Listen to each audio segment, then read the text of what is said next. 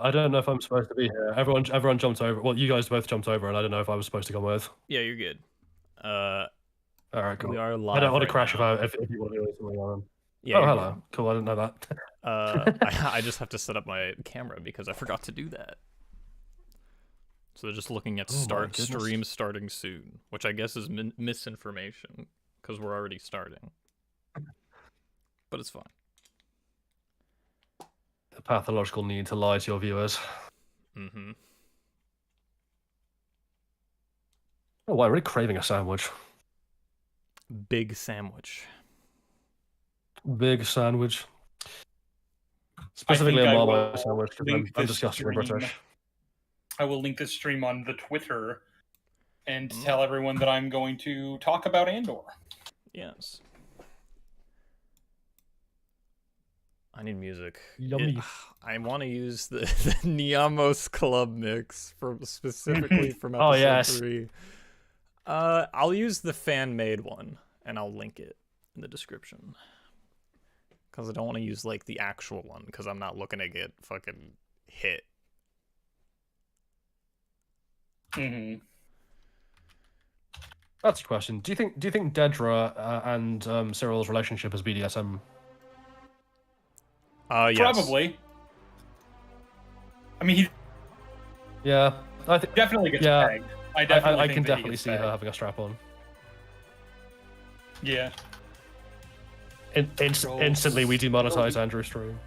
It's like, oh, not even 2 seconds in, and we've already just destroyed it.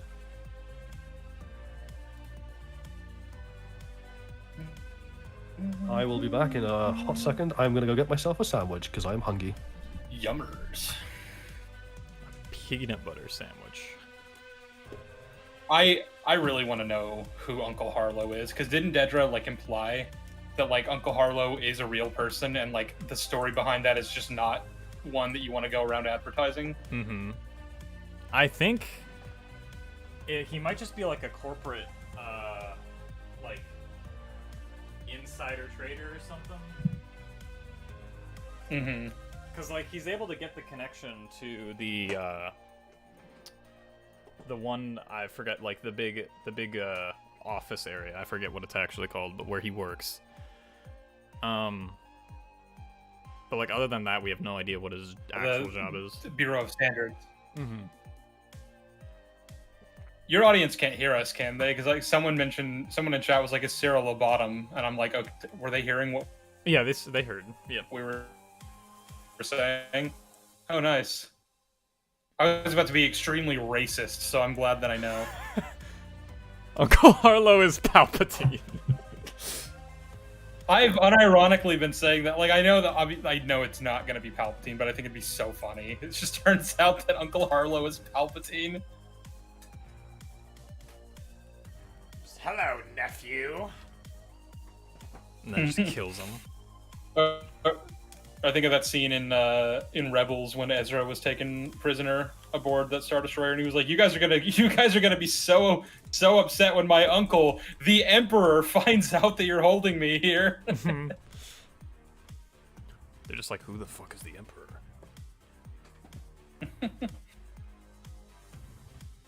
Sheev, why would you let that stop you? I mean, I wouldn't. I'm still going to be racist.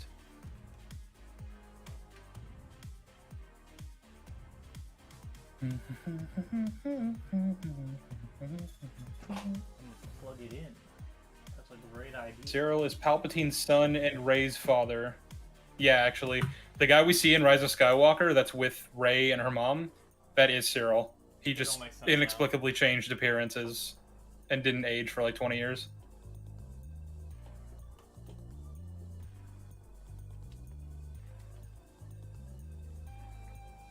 Alright. Does my camera work now?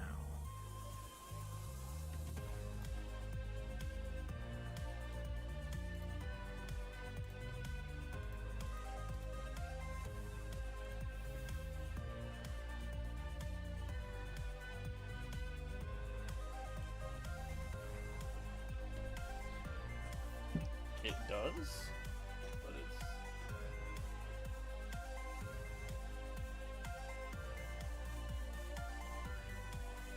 Well, the visuals aren't canon. That is true. I forgot about that.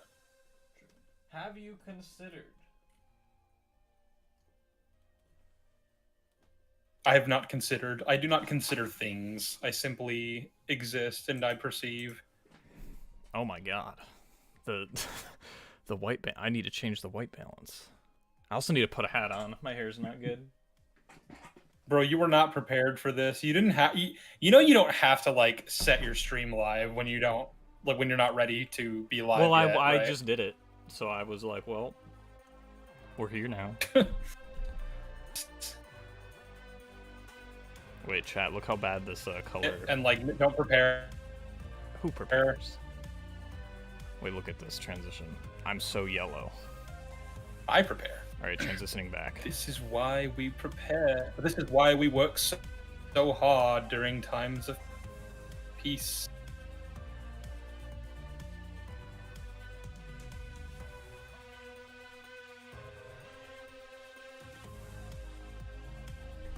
My dog is barking. I'm gonna go shoot it. Kill it. Kill it with hammers. I suppose I'll be the one entertaining chat then while you're gone. Oh, I'm not gone. I'll just like yell at it through the window. Shut the fuck up! My dog is schizophrenic. Nothing will be there, and it's like, I must scream. I have no mouth, but I must scream.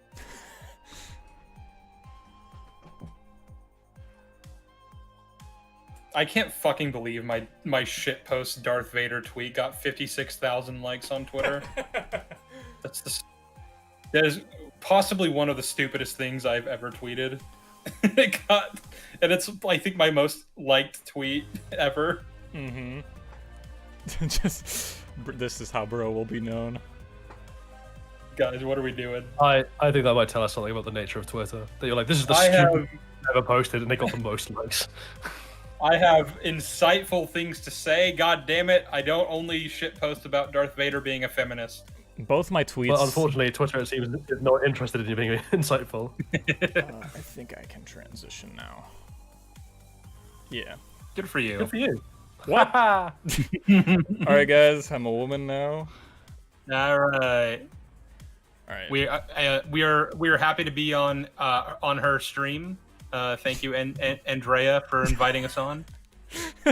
Let's go back to calling him Drew. It's a multi-gender name. True. So are you guys gonna dedicate an entire portion of the stream to Boogie Dawn, right? Yes. I love that. Boogie guy. Dawn. What an absolute fucking legend. Also, I wish you to wear this dress and refer to yourself as Andor season 2. I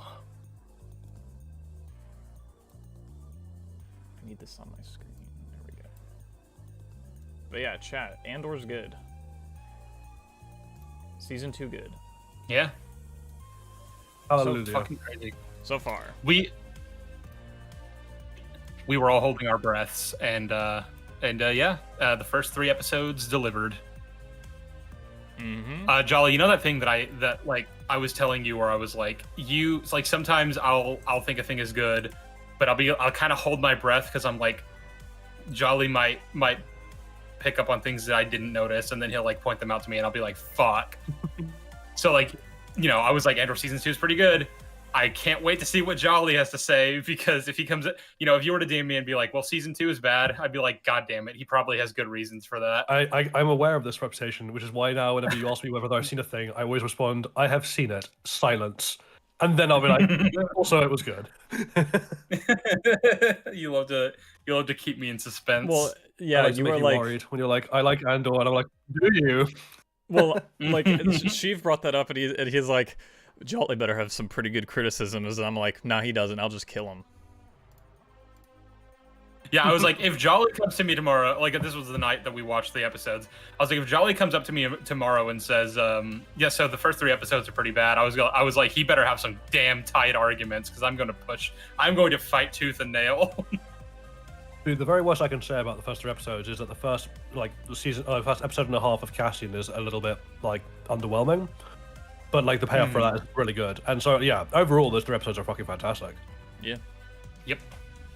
It's so nice, isn't it, that this is like a new Star Wars show, and like we get to be like, hey, this was good. We've almost reached the point where like you calling it a Star Wars show, like I know it is, obviously it is, but like it feels insulting to Andor to call it that. Yeah. Yeah, well, it's the joke that I always made back when like in season 1 when people were like, this isn't real Star Wars. I was like, I know it's good. Yeah, I know, it's real TV. Imagine that. It's not real Star Wars because Darth Vader is not in it, and he is not using his lightsaber to kill sexual assaulters. Yeah, you know, he was going to teach her a class on consent. I've been reliably informed by his best personal friend, Star Wars Theory, yeah, that is in fact what he would do. Mr. Theory, the dedicated Star Wars professor, as he calls himself. God, what a guy. I can't believe he called himself a fucking professor. That's insane. It's like, I'm a professor of Star Wars. It's like, all right, buddy. Tell me you're unemployed without telling me you're unemployed. Well, I guess he's employed. Remember when I first, when we first ever met, and I told you I was working, because at the time I was then working on my doctorate. And you were like, oh, when you get it, you'll get to be Professor Jolly. And I was like, no, because like, you know, the special, like, you know, it's not enough to have a PhD. You have to have a teaching position. You have to like get a certain level of like experience. I was basically pushing back really hard on the idea that I'd be a professor. And I'm like, then this fucking guy turns up with no qualifications whatsoever in anything and goes, I am a professor of Star Wars. Well, Jolly, if you were a professor, you would be on the same level as Dark Thor, so. That's true. You know, I'd be almost as qualified as Star Wars Theory. And that wouldn't that be something? Every time, because I watched Star Wars Theory's video about the whole controversy surrounding the 3rd episode, and you know, he does this a lot in his videos from what I've seen, where he's like, I know the original 6 movies, George's movies, I know them back to front, I know everything about them, I know all the trivia, I'm like, but do you like actually know them, right? Because it's one thing to be able to like recite every line, all the memes, tell me which scenes are in which order, you know, tell me like technically in like a very technical sense what happens in them, but like, do you actually know those movies? Like, can you pick up on the themes? Can you touch on like the characterization, right? Because like, based on the way you've decided Anakin and Vader are like characterized, I don't know that you do, and that's kind of concerning because you have 3 million subscribers and Darth Vader is supposedly your favorite character. It comes to that point, right, when this is like when people are like George Lucas is like the most qualified person on his own work, and I'm like, but I've seen George Lucas's comments on Star Wars, and I don't think he knows his own work very well. So Star Wars Theory probably doesn't. Especially since I'm playing Minecraft while I talk about George. Minecraft. Yes. I mean, again, in honor of bricks and screws, right? We're gonna speedrun Flint and steel. Star Wars doesn't have flint and steel. Yeah, that's actually a flaw. It may be good, but it could never reach the heights of Born Again. Maybe if there were lightsabers and Force users, that's true. Thank you, Madvic. True, yeah.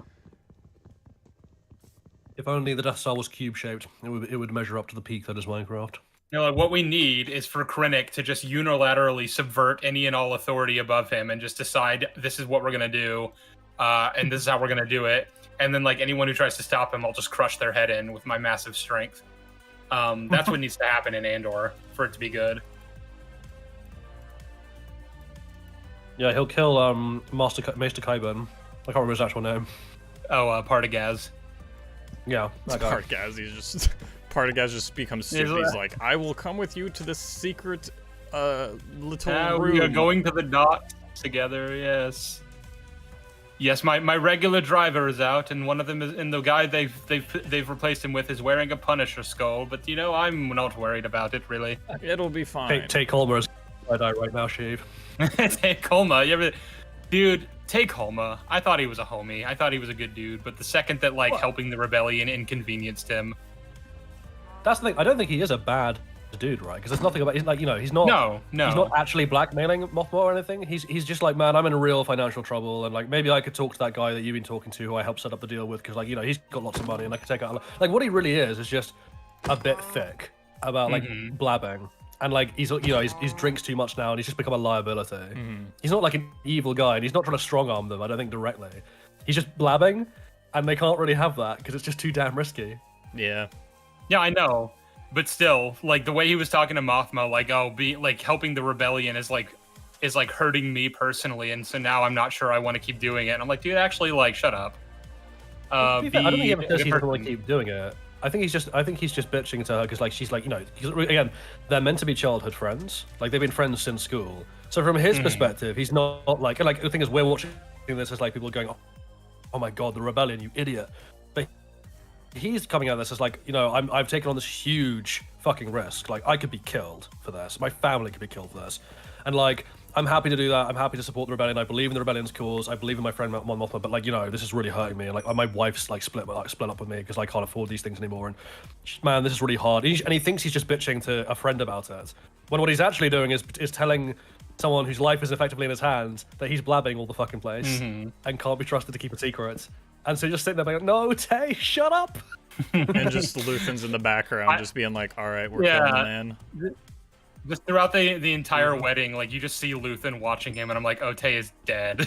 He's not surviving this wedding. Luthen is just vibing him out, and he's like, yeah, you're gone. I mean, it goes back to literally like the first episode with Mothma that we see, where she's talking to like the very introduction to her character and like what's going on with her in this story is her talking to Luthen about how she's financially vulnerable and that she needs to bring someone else into the circle, and he's like, no. We're already vulnerable as is. We're not adding someone else in. Like we're not. She's like, I have no other choice.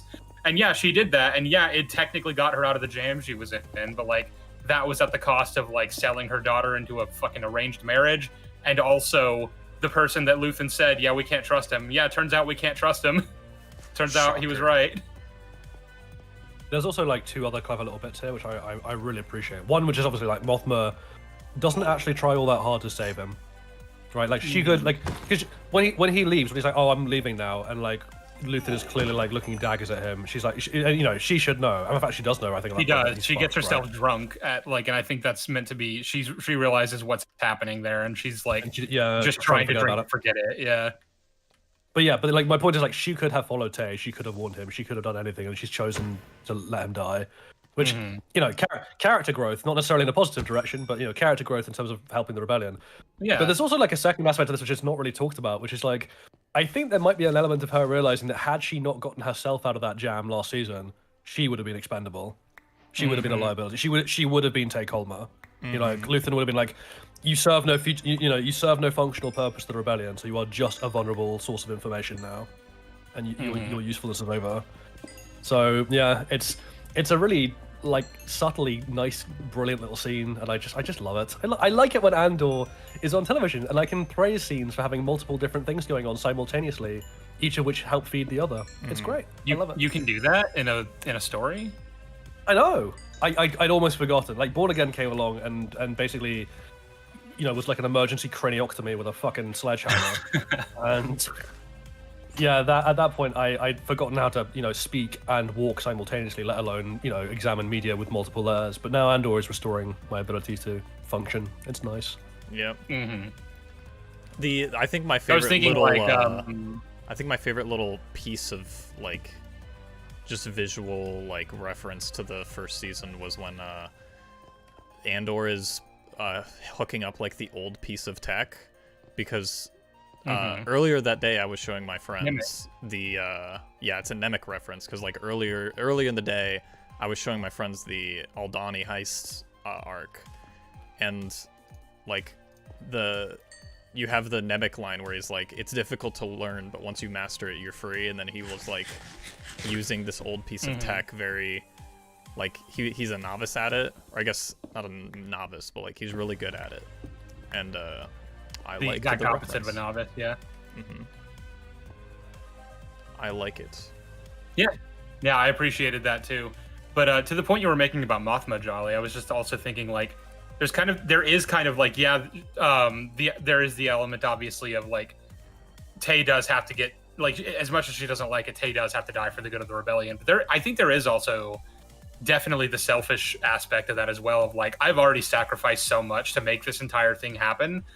Like I just gave my daughter over to an arranged marriage. Like everything is falling apart around me.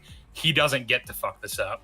And if that means he has to die, then I just have to let that happen. I'm just not going to stop it. Yeah.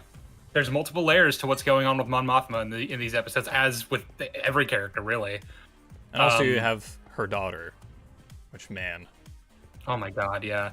Like, okay, yeah. There's a lot of layers to Lita as well, of course. Yeah. But like the thing that just absolutely broke my heart was when she just started crying because her betrothed didn't want to hold her hand because like they're children. They shouldn't be getting married. You know, she literally says, right, he's a child. Yeah, and I'm like, yeah, but so are you. Like, you're both. So are you, yeah. It's crazy.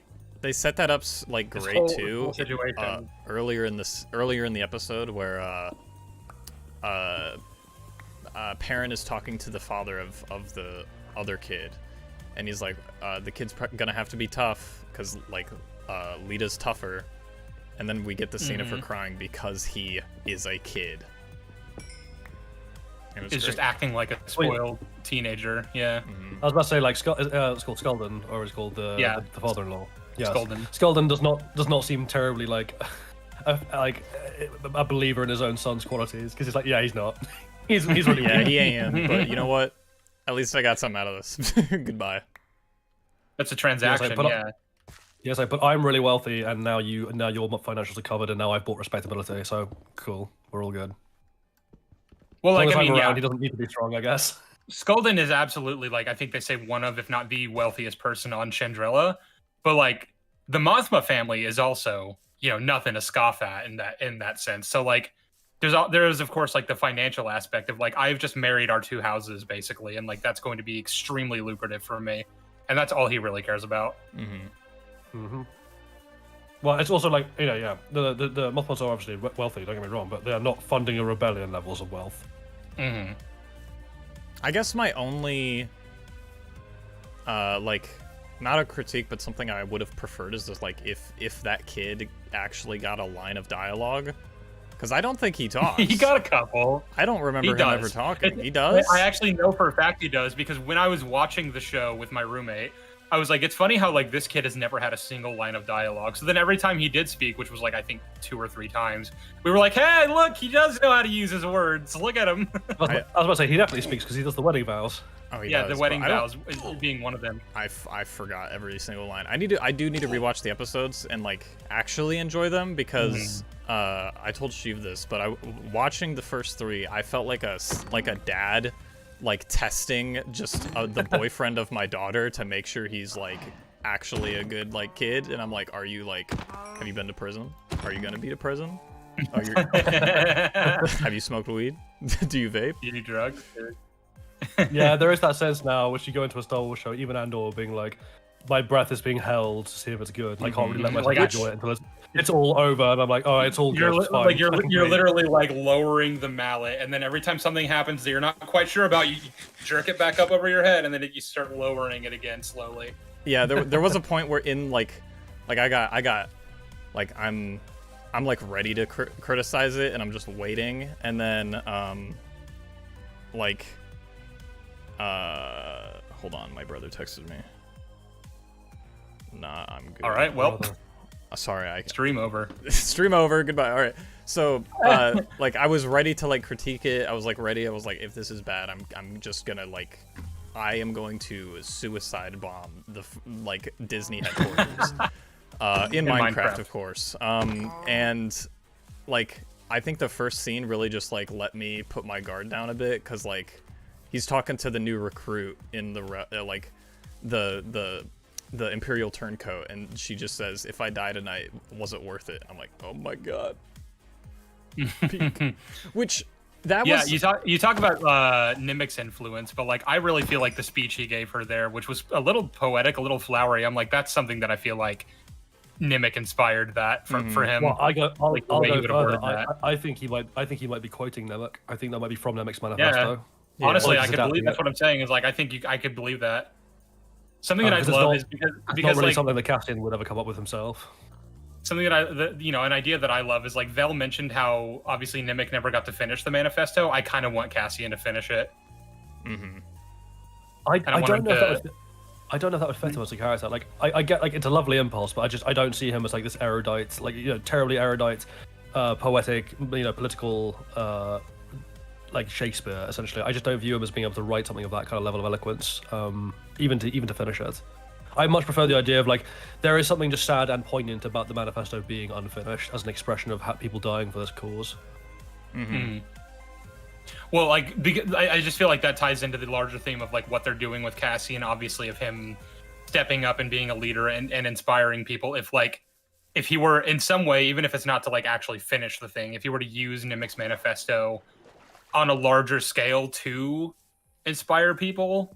But I guess maybe he's already doing that just by being a rebel operative and obviously doing the Death Star heist. I think if you want him to have a scene of like finishing the manifesto, I would actually have K2 be like the conduit for that. Of like he's expressing like, I want to add that these are my thoughts. And I want to add this, and this to the manifesto, but I don't know how to write it. And K2SO is like, well, here's how I would write it, and gives like a kind of like, really overly eloquent droid speaky version of it. And I just need Mothma to hear it. That's all I need, bro. Oh my god. If Mothma were... You know what they could do, actually? Because, I mean, we've seen from the leaks, obviously, that there's a point where Andor, like, gets Mothma out of there, basically. Like, he's going to be her conduit to get the fuck out of Dodge. Like, maybe if she's, like, had to abandon everything, including her daughter, and she kind of knows her daughter's just, like, fucked, basically, at that point, and she's, like, crying in the back of the shuttle, like, he just leaves the manifesto there, and she's, like, listening to it as they fly away. There's so much good about these seasons that we could like come up with all these different hypothetical ways they could take it, and they're all great. Like they're all things that could really work because there's so much foundation built into the show and so much depth to it that there's like a platform to build off in any direction really that you want. The thing is, I do feel like Cassian's going to be extremely close to the vest with that manifesto. Like he's not going to share it with anyone unless he knows he can trust them. Because he doesn't want. He just doesn't trust people easily, obviously, and like this is something that like the Nimic's dying wish was for him to have that and to use it. So I don't know. I like the idea of him showing it to Mothma. I just want them to do it right. I want them to be like I want him to be able to look at her and go, I think she should she needs to hear this. Can you imagine the kind of reverse scenario where like Saul Guerrero gets his hands on it and just smashes it because he's like, oh, flowery language means nothing. I would actually scream. I would scream at my fucking monitor. Because like, I would just rewatch his death scene over and over. I think I agree, but I think that would be very in character for him to be like, oh, this is useless. Like, this is just words. Who cares? Yeah. I don't think we're meant to believe Cassian ever meets Saw directly until Rogue One, but like if that were a thing that happened, I'm just imagining him like pulling his gun out and he's like, I'm gonna fucking kill you, and Luthen's like, wait, we need him. May I say though, I hate to be the party pooper, but there are some things in these first 3 episodes that I was like, ooh no. Really minor things, but like there are quite a few contrivances, particularly around the Empire's operations on Mina Rao. Okay, that's interesting. Because I was thinking of contrivances to do with the Cassian plotline, but I'd be interested to hear what you have to say about Mina Rao. There are some there as well, but just things like, I know the intent is to be like they are safe nowhere, Bix and things, and Brasso and all these people will never be safe anywhere. Like I totally get that that's the idea. We kind of did that with the Neomos thing with Andor in season 1. The idea that these guys only audit planets like once every 8 years, and like there's not even an official schedule. They just will turn up every so often, like every like decade or so, to be like, okay, now we're inspecting. Like really, of all the times they could have been inspecting, it just so happened to be then. Okay, like not just like when Bix is there, but like in this 3-day gap where Cassian just is conveniently kept away longer than he should have been.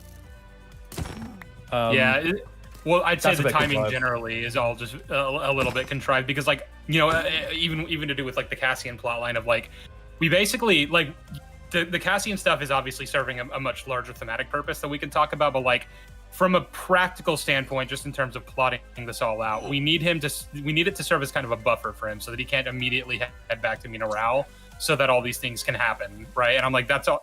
So then the timing of everything to do with that is a little convenient because I'm like, Cassian gets away from Yavin and makes contact with Clea and finds out what's happening, all just in time to get there right at the last minute to come pick them up. And I'm like, okay. And of course, there's the convenience and timing that, like, a bunch of rebels operating for Maya Pei, which just happened to like end up on Yavin as like a safe. I'm assuming Yavin is like a safe point that like both Maya Pei's operatives and Luthen's operatives know about, because obviously Luthen, it's a big planet. Yeah, well, that's what I'm saying is like not only did they need to use it as a safe point right at the same time, but that they landed at the exact same like area of the planet, you know, and that they killed the other pilots rather than giving a chance to explain. You know, although that guy ran rather than explain himself the way that Andor tried to, given that they're clearly rebels. Well, was there any implication that he didn't try to like explain himself? Because like the implication I got was like Cassian tried, and they were like, "We don't trust you, we don't know you, and we're also not entirely competent in our own operations." Cassian explicitly asked, like, "Well, what happened to him?" And they're like, "Oh, he was like, basically like he wasn't playing nice with us. He was like trying to threaten us." And like, one of them explicitly says like, "Oh yeah, he tried to like run off and like not answer questions or anything like that, so we shot him." And I'm like, okay, maybe, but also a little bit convenient. The way I would have done it, and I think I can understand why they didn't do this from a cinematic perspective, because either you'd have to do a flashback or you'd have to change the opening, and the opening is really effective. I'd have had it be the case that like the Imperials arrived before Cassian even left Mina Rao, and Cassian has to like leave, making a judgment call about whether he's going to be back in time to get them out. I have a mission to complete. Yeah, and then he's like, no, don't worry. Like, they're inspecting these like farms really regularly. It's like one per day, and like they're at least 3 days away. This mission will take me at most 2 days, and then he gets delayed, and like that's just a thing that happens because like it's an unpredictable fucking business. And they kind of adds tension for Cassian, like because he's like trapped and he's being held prisoner by these guys, and he's like, I have to go. Yeah, that would have been how I tried to ameliorate some of the contrivance. It would still be a slight contrivance that of all the planets they could have gone to is the one that the Empire doing a spot check on, but at least then like it serves a more functional like cohesive purpose than just like whoops. That being said, like you would have to change the opening, or you'd have to have some kind of flashback to him leaving Bix. Otherwise you can't have that scene, and I don't know if that would work as well. In terms of the flow of the episode, so I get why they didn't. It just does lead to a kind of like, well, that's convenient. Yeah, and I want to stress though that just because I found a few conveniences does not mean these were bad. Nope, like these episodes are really good. Because of course the upside to everything to do with Cassian is like people do not like his plotline in this arc, and I'm like, you're wrong. I'm sorry, you're just wrong. Because like even if it's from the very like subjective perspective of just I find Maya Pei's rebels like insufferable. I'm like, okay, like I find them entertaining enough, but like I get it if you find them insufferable. That's whatever. But like you don't get to then say the plotline is bad because they're kind of annoying. Like that's not. Well, they're meant to be annoying. That's the point. They are meant to be annoying. They're meant to show the dysfunction of a rebellion that doesn't have an organized hierarchy. It's meant to showcase why leadership is necessary. Like, like the stuff they're doing with Luthen and in sort of grooming Cassian to be the next like big leader, right? Of like he stuck his neck out for him on Ferrix because he was like, I need people like Cassian who have leadership capabilities to step up, because like when you have enough rebels out there who all look to one person, and then that one person falls, in this case Maya Pei, they're just going to be headless chickens running around, not really sure what they're doing, right?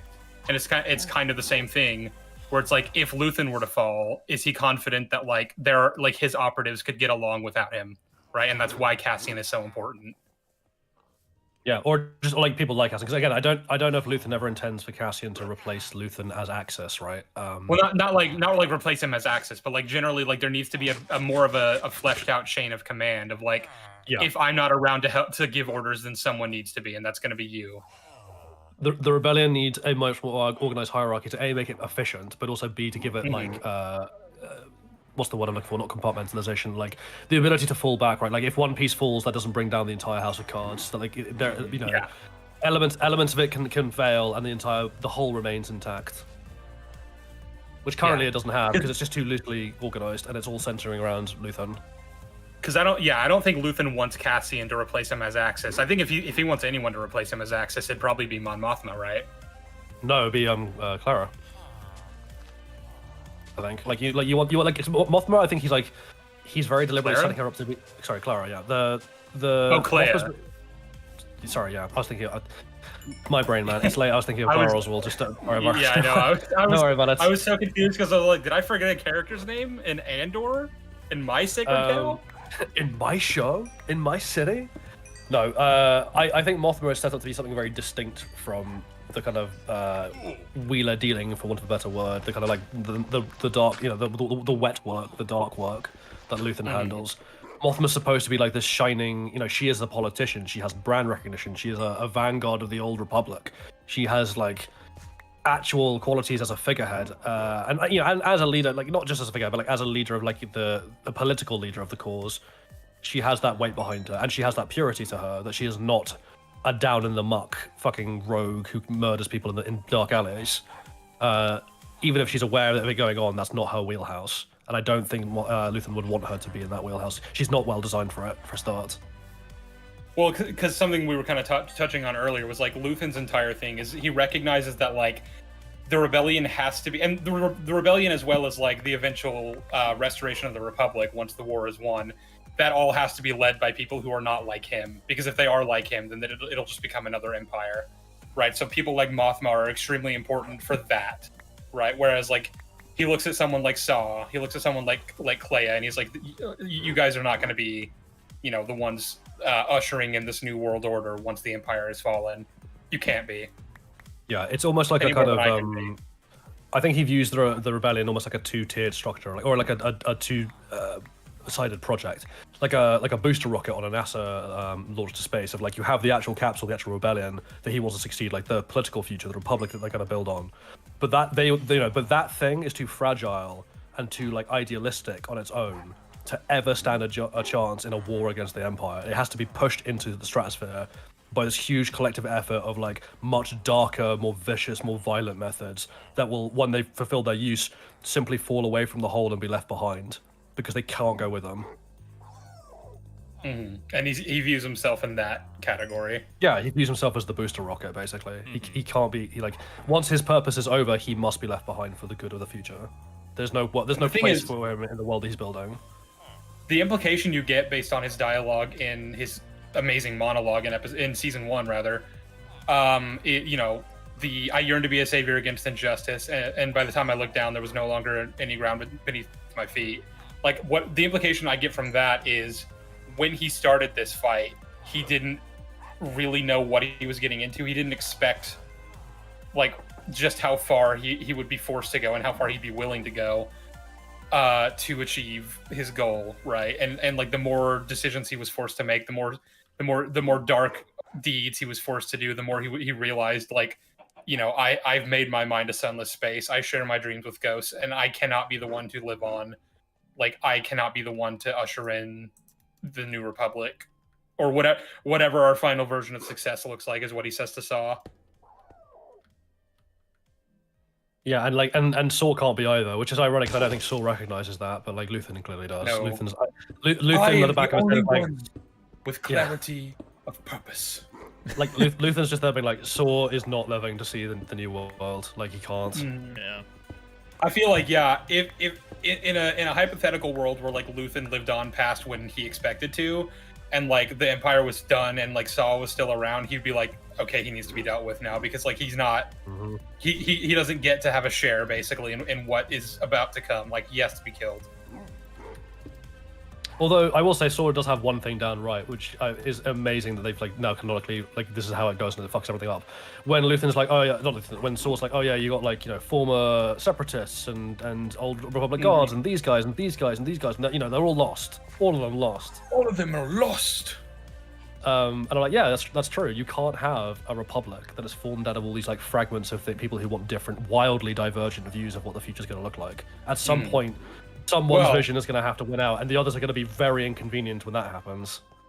Yeah, and Luthen recognizes that, again, the whole, like, whatever our final version of success looks like, none of us are going to get there on our own, is what he says to Saw. And I'm like, yeah, what he sees is that, like, yes, it's not exactly ideal. You don't want all these differing people with all sorts of different viewpoints to, like, all be clashing with one another.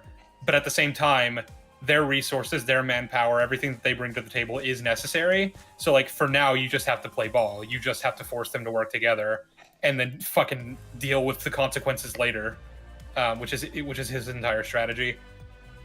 Yeah, but there's a thing that happens. I mean, I guess this is looking to the future and the what could have been of Star Wars, because obviously in real life, when rebellions win against like oppressors, what usually happens almost immediately is like a series of counter revolutions, right? Like, you know, little putsches and like fragmentary rebel groups from like the previous coalition that no longer likes where things are going, and so they carry on fighting against their old allies.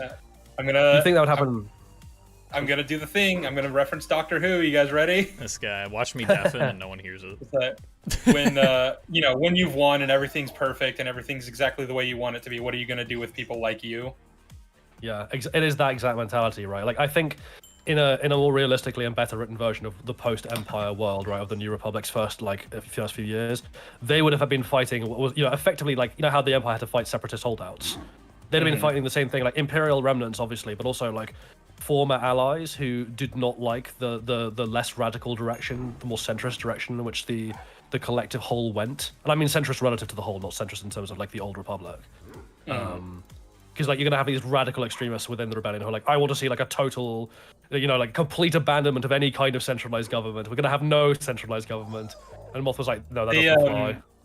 Sorry. They did. Like, they did an interesting thing in the Thrawn trilogy, the original one from the EU, where like we're introduced to Garm Bel Iblis, who was one of the co-founders of the rebellion, along with Mothma and Bail and all of them, who basically like he saw, like he was wary of Mothma because he didn't really understand like what she was actually trying to do. He just saw her securing more authority in the rebellion for herself and thought, okay, so when we win this war, she's going to make a play for political power, and she's going to basically become the new Palpatine, and I can't let that happen. So he broke away from the rebellion. And obviously that's not what she did, because she's a good person and is just trying to make the world a better place. But like, yeah, when the whole Thrawn like debacle was going on and they needed allies, they were like, well, I mean, Garm Bel Iblis has like a whole fleet, and like you know, if rumors are to be believed, he's found like this old lost fleet that like has a lot of resources and manpower. And we could really use that right now. And Mothma's like, yeah, but he's never going to join because I'm the leader of the New Republic and he doesn't trust me. And Han has to basically be like, dude, fucking like, just get over yourself, because like I've been like I have all these disagreements with Mon Mothma, but I know she's trying to help, and I've seen what she's doing. Like seriously, dude. And it's a great little scene. What if instead Mon Mothma was this like weird, weak, ineffectual, spineless crowd pleaser trying to please everybody and therefore nobody, and dismantled the entire fleet for no reason? Wouldn't that be fun? Wouldn't that be wildly in character? Jolly, we're here to praise Star Wars for once. You don't get to do this. Yeah. You don't get to bring up Ahsoka. I know. I just find it funny because like old habits. No. It's actually more to relate it back to Andor. It's almost like a thing I have while watching Andor. Of like the better Andor gets, like, and don't get me wrong, I love Andor being good. But the better it gets, the more there's a tiny voice in the back of my head being like, the magnitude of the break is getting bigger. The better this gets. Because the more they set up all this excellent character work for like Mothma, the less sense it makes later on. Well, it was but you know, we're watching a canon show, and Ahsoka is not that, so I don't worry about it. Dew pointed it out in a VC that we were in after we watched the episodes. He's like, yeah, like Krennic is like smart now, and that's weird. And I don't like the implication that he wasn't. Yeah, like he wasn't stupid in Rogue One. He was just kind of like, his insecurity and desperation were really causing him to be a little more drastic in his actions, and even sort of like saying and doing things that he really shouldn't be doing. Like, you know, like being very, very curt with Vader and very frank, and just being like, yeah, you know, I feel that I deserve the Emperor's recognition and his glory for the things that I've done. And Vader's like, oh, do you now? And he's like, maybe I shouldn't have said that. But that's not like stupidity. It's just a bit of recklessness due to desperation and insecurity. Where it's like the way he tries to blame Tarkin, which, like, you know, to be fair, it is Tarkin, but it's the way he does it, right? He's like, well, actually, it was Governor Tarkin who, and Vader's like, shut the fuck up, bitch. Like, just, I am not interested in your carping. I do not care about your rivalry. I don't give a shit. I don't even like the Death Star. I don't even approve of this. Like, shut up. Yeah, I'm not a big fan of Tarkin either, for that matter. I think you all suck. Yeah, I hate all of you. Like, just shut up. I like two bickering children like arguing to their parents about who's at fault, and it's like, I don't care. It's my turn on the Xbox. You both broke the vase. You both threw the baseball around the house. I don't give a fuck. That's Krennic being like, like, when are we getting there? But it's like, well, if you finish your argument, right? Like, you two finish your argument, or I'll finish it. Wait. You know what he could have done? He could have just told Vader that Tarkin was sexually harassing the female staff, and apparently Vader would have just killed him. Vader was just like, I have a no tolerance policy for that. You said what? Like, he's like, well, actually, Governor Tarkin destroyed Jeddah, and Vader's like, bitch, shut up, and Tarkin, and then under his breath, the Cannon's like, and he assaults the female staff, and Vader's like, what? What? Did he not take my course? Immediately hollow calls Tarkin. Like, just starts force choking him. He's like, listen to me now. Tarkin's like, I'm literally gay. Like, I don't know what you're talking about. Listen here, you beastly little bitch. I have a stormtrooper twink that I have. All right, like I don't even like him. He is male. He's like, okay, that. You know what? That's all right. Actually, I think that was kind of funny. It's a full body hologram, so you can see Tarkin's slippers, and Vader's like, what the fuck? What are you wearing? Like, don't worry about it. What are you wearing on your feet? Like, they're comfy. That is not imperial regulation. That is a bunny slipper. Never put it on in my presence again. They are comfy. Mm. It's like Tarkin's wearing Crocs. It's just like disgusting. That fucking scene in Spider-Man 3 when Peter puts his feet up on Jonah's desk and Jonah's just looking at him in disgust and confusion and incredulity. It's like, yeah, I can just do this now.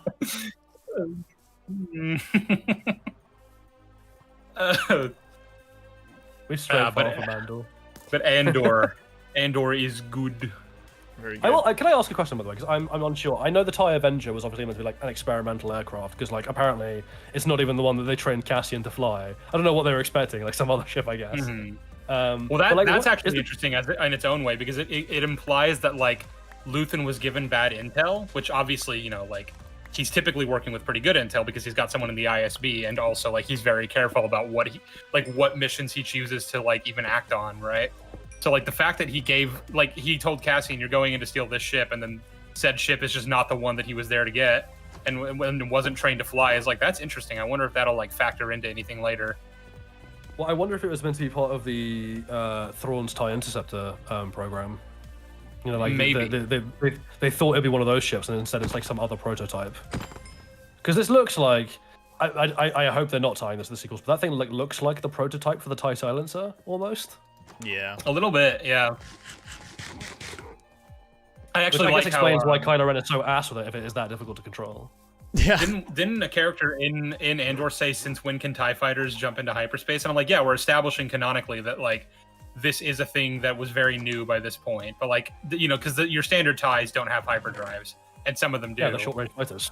Yeah, and unfortunately, I think there was a thing in the sequels where like Kylo Ren took a TIE fighter, like I think a regular like Imperial TIE, to Exegol from the Death Star crash site, and like all sorts of source books had to be like, yeah, so basically during the Empire days, I don't know, some of the TIE fighters were fitted with hyperdrive engines. Don't worry about it. It's like, well, it's really just because J.J. Abrams wanted that visual of like a TIE fighter and an X-wing sitting next to each other. And also, I guess I was lucky that in that ruined Death Star, sitting in an ocean for decades, he found a working TIE fighter with a hyperdrive. Yeah, it's crazy. Yeah, and fuel. Mm-hmm. It's great. Well, fuel in Star Wars simply doesn't break down over time. Don't worry about it. Yeah, or exist until they need it to. Mm-hmm. But yeah, again, no, I don't want to talk about bad Star Wars. Anyway, Andor, you had a question. I do. Well, I was just going to ask. Do we think that was part of like the TIE Interceptor? Oh, that was your question. Okay. I guess the other question I'd have, and this isn't like anything to do with the quality. I guess I'm just curious as to what we think would happen to her. But the technician at the beginning who gave Andor access to the ship, who's like, you know, if I die tonight, is it worth it? Do we think they know that she gave him the keys?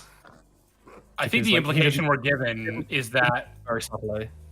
She says like essentially like, I'm leaving this place, like I can't be here anymore. And I think the implication there is like, yeah, if like when Cassian does what he's doing, like there's no way they're not going to trace that back to her, which means that like there was probably a plan in place for her to get out of there. I just would, you know, and we're obviously not shown if she did, but like I'd like to hope she did. Yeah, because I'm like that happens really rapidly, and like I think the initial plan was Cassian leaves quite silently, and it takes him a while to realize the ship's gone. But like instead he claps it was into the back fighter that he immediately. was not prepared to fly. Yeah, and he had no idea what he was doing. So I do wonder if like she even had time to get out.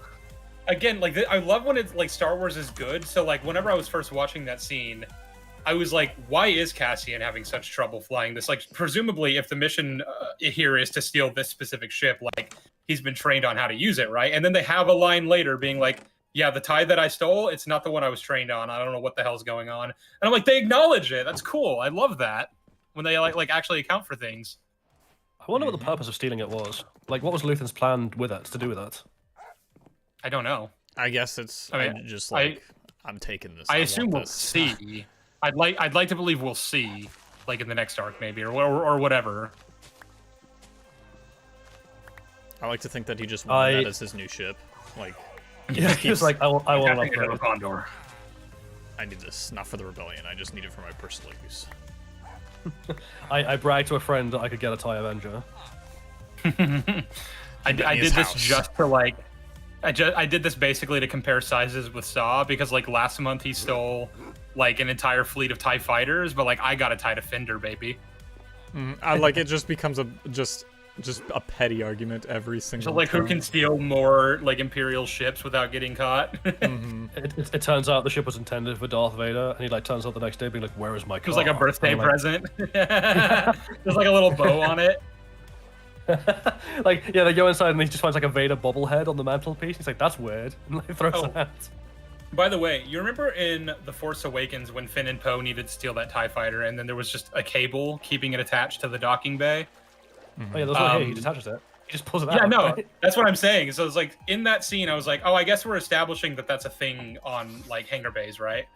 And apparently they're not just something you can easily take out. And then in Andor, he was like, oh, there's a cable here. We just take that out so that I can safely fly this away. And I'm like, oh, it's that easy. You can just do that. If that was a fueling cable rather than some kind of tether that he pulled out. Maybe. But I still was like, oh, okay. Maybe they're trying to keep continuity with The Force Awakens there, but also not like have to worry about the fact that he needs to get it free of the cable, because Cassian would be smarter than to just try to fly it if it was attached to something, keeping it anchored. It's just the Imperial droid realizing what's going on too late, being like, oh no, they gets a shot in the face. Just shot him. The boy did nothing wrong. We will never see B2 again. He is now forever on Mina Rao. God. We will. Yeah, I was saying this to Andrew in the other chat earlier, but like, yeah, I don't think we're seeing B2 again. They left him behind because they had to, and I don't think they're going to have the opportunity to go back for him. So that's probably it for B2. I was slightly sad, again, like, I don't know where you'd fit it in, but I was slightly sad we didn't have K2SO being introduced to this arc, just because, we have a limited amount of time and I want as much of him as possible. Dude, I just want B2 and K2 to meet. That's the glump, like, reference I need. I wonder if K2 is going to be like a security droid stationed on Coruscant that like Mothma and him run into when he's trying to get her off world, and he's like, I'm going to reprogram this because this could actually help us in this mission here. Like, maybe that's how they do, like, introducing him. Or maybe Luthen gives it to him ahead of the mission to be like, this will help you get in and out, having this droid. The implication I always got was that Cassian was the one who reprogrammed K2, but like maybe you could even do a thing where like he does encounter him on another mission, does reprogram him, and then he's like, I can use you now for the Mothma extraction. And then K2SO turns out to be a lot more sassy than apparently he was intending. He's like, you programmed him to be that way? No, he's just doing that. Like, Mothma goes in ahead of K2SO, and K2SO is just like sarcastic, like, no, after you. And Mothma's like, did you program him to be a little I just love the idea that Luthen was like, hey, this is going to be your sidekick for this mission. It's just the robot. And he's like, I don't like these robots. One sent me to prison once, and I don't like One, that. like, choked me out and, like, tried to kill me, and it was kind of hot. Thing. Disregard that. And K2SO slaps him in that scene. It's like, there's a fresh one if you mouth off. We could do a thing where we randomly give him a trait of being wildly distrustful of droids, and then never keep that consistent. Can you imagine we gave that to K2SO as his characteristic? He's wildly distrustful of droids, including himself. It's like an Uncle Ruckus situation where he refuses to acknowledge that he himself is a droid.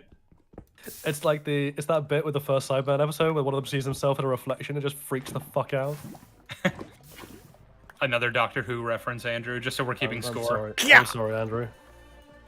One day you will watch and you will admit that it's peak. Yes. Andor wishes it was Doctor. No, Crazy. All right, so let's not go that far. I fell in the lava. oh no, not the lava. Naru. Trying to remember how No! speedrunners make nether portals so fast. Do they do this? Mods. I'm going to speedrun this, but the way I'm going to do that is I'm going to open Steam and go to the mods page. And thank you. Goodbye. And goodbye. Welcome to Nexus Mods, you know. Oh my god, someone said Dirty Klanka's Uncle Uncle K2SO, and that just made me think, what if Uncle Harlow is K2SO? What if Uncle Harlow is Luthen? How funny would that be if it turned out Cyril is Luthen's nephew? I was saying this to Andrew earlier. I was like, I'm really curious if they're gonna actually explain who Uncle Harlow is, because like they keep talking about him, and then Dedra implied that there's something like really sketchy about just the entire story there, and I'm like, I would love to know more. Please tell me more. Who the fuck is Uncle Harlow? He is Embo. Oh yeah, he will kidnap Rod of the Hutt. No, he is Rot of the Hutt. I've changed my mind.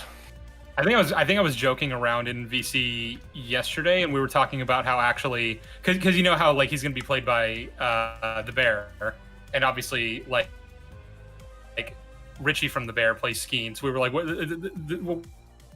what brother that Skeen made up in season 1 who owned the pepper tree farm? He actually is Rudda. That actually happened. It's real. Uncle Harlow was Namek. That makes sense. Timeline wise. Yes, chat. It's going to be a year gap between every 3 episodes, right? I believe so. I do. Which I do means wonder how we're going to cover that. If we're keeping with Rebels, this took place in 4 BBY because it's a year after Andor season 1. In Rebels, Mothma gets ferried over to the Rebellion in season 3 and is set in 2 BBY, which should mean that can't happen until the 3rd arc.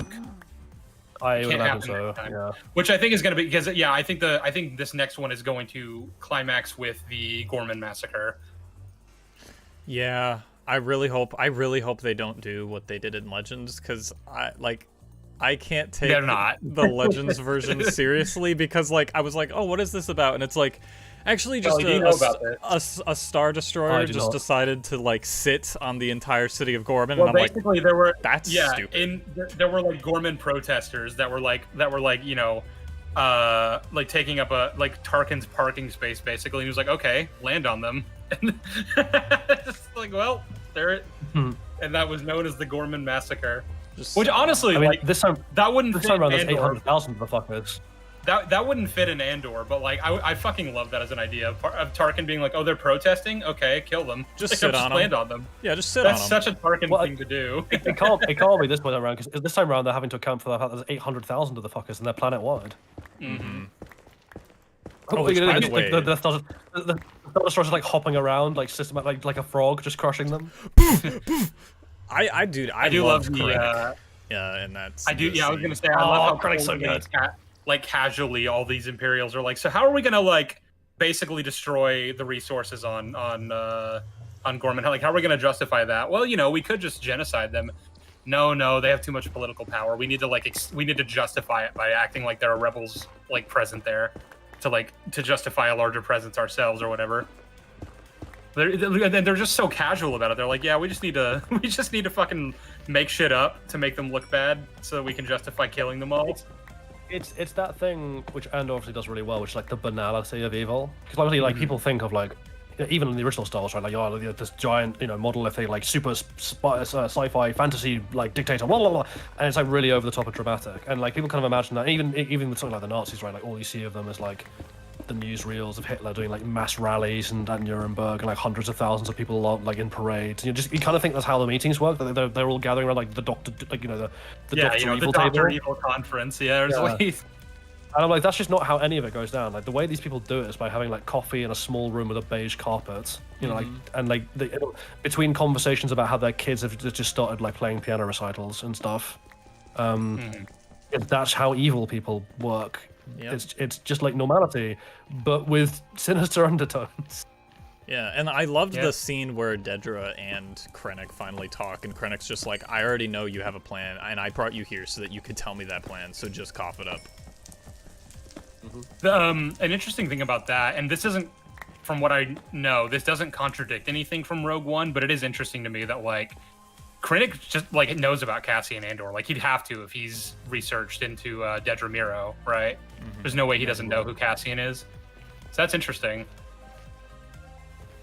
Because, again, I don't think that contradicts anything in Rogue One. Like, he knows who... His perspective, Cassian is just some dude, right? Like, I mean, like, he's a thorn in the side of Dedra, but, like, Cassian is just some gun. You know, at the end of the day, just an agent. He's not, like, a big player in the rebellion. Right, no. And the thing is, like, I don't want them to, like, meet before Rogue One, but, like, I do like the idea of Krennic just being like, oh, I know about that guy. Yeah, fuck that guy.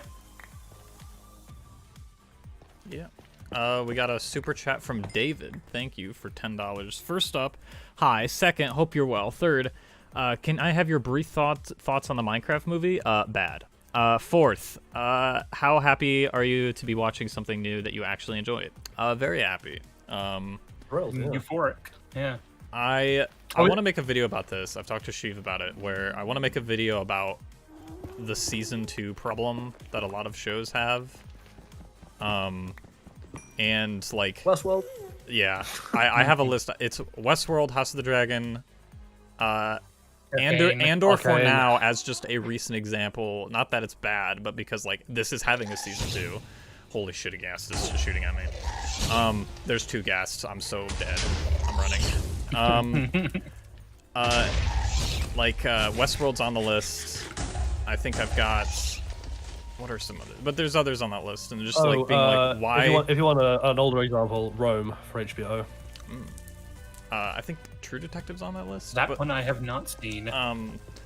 But it's like, what's like the central thesis of this? Because like a lot of those have bad second seasons, but for like I would say, not different necessarily reasons, the same reasons. So like, what are you getting at? I think. Well, I don't know yet. I'm just kind of. I need to watch all of those shows, and just see if, because there's the problem of like, yeah, the studio is forcing them to make a second season, but only a second season, or like limiting them to money, and all that. But there's also like problem of ego with writers. Like I'd say Arcane season 2 is worse because of the ego of the writers, and also because they're like, we want to make it like the video game. And like I almost disagree with you in that, like, I think that the ego was present the whole way through. The problem with Arcane was that the writers didn't actually really, like, the writers were always extremely centrist. They just accidentally created a first season that was a lot more left leaning than they thought it was. Yeah. We've accidentally. Like, I don't think they intended it. Well, that's the thing. I don't think they intended to push across the themes that they put across in season 1 of Arcane. Like, you know, in terms of like the political themes.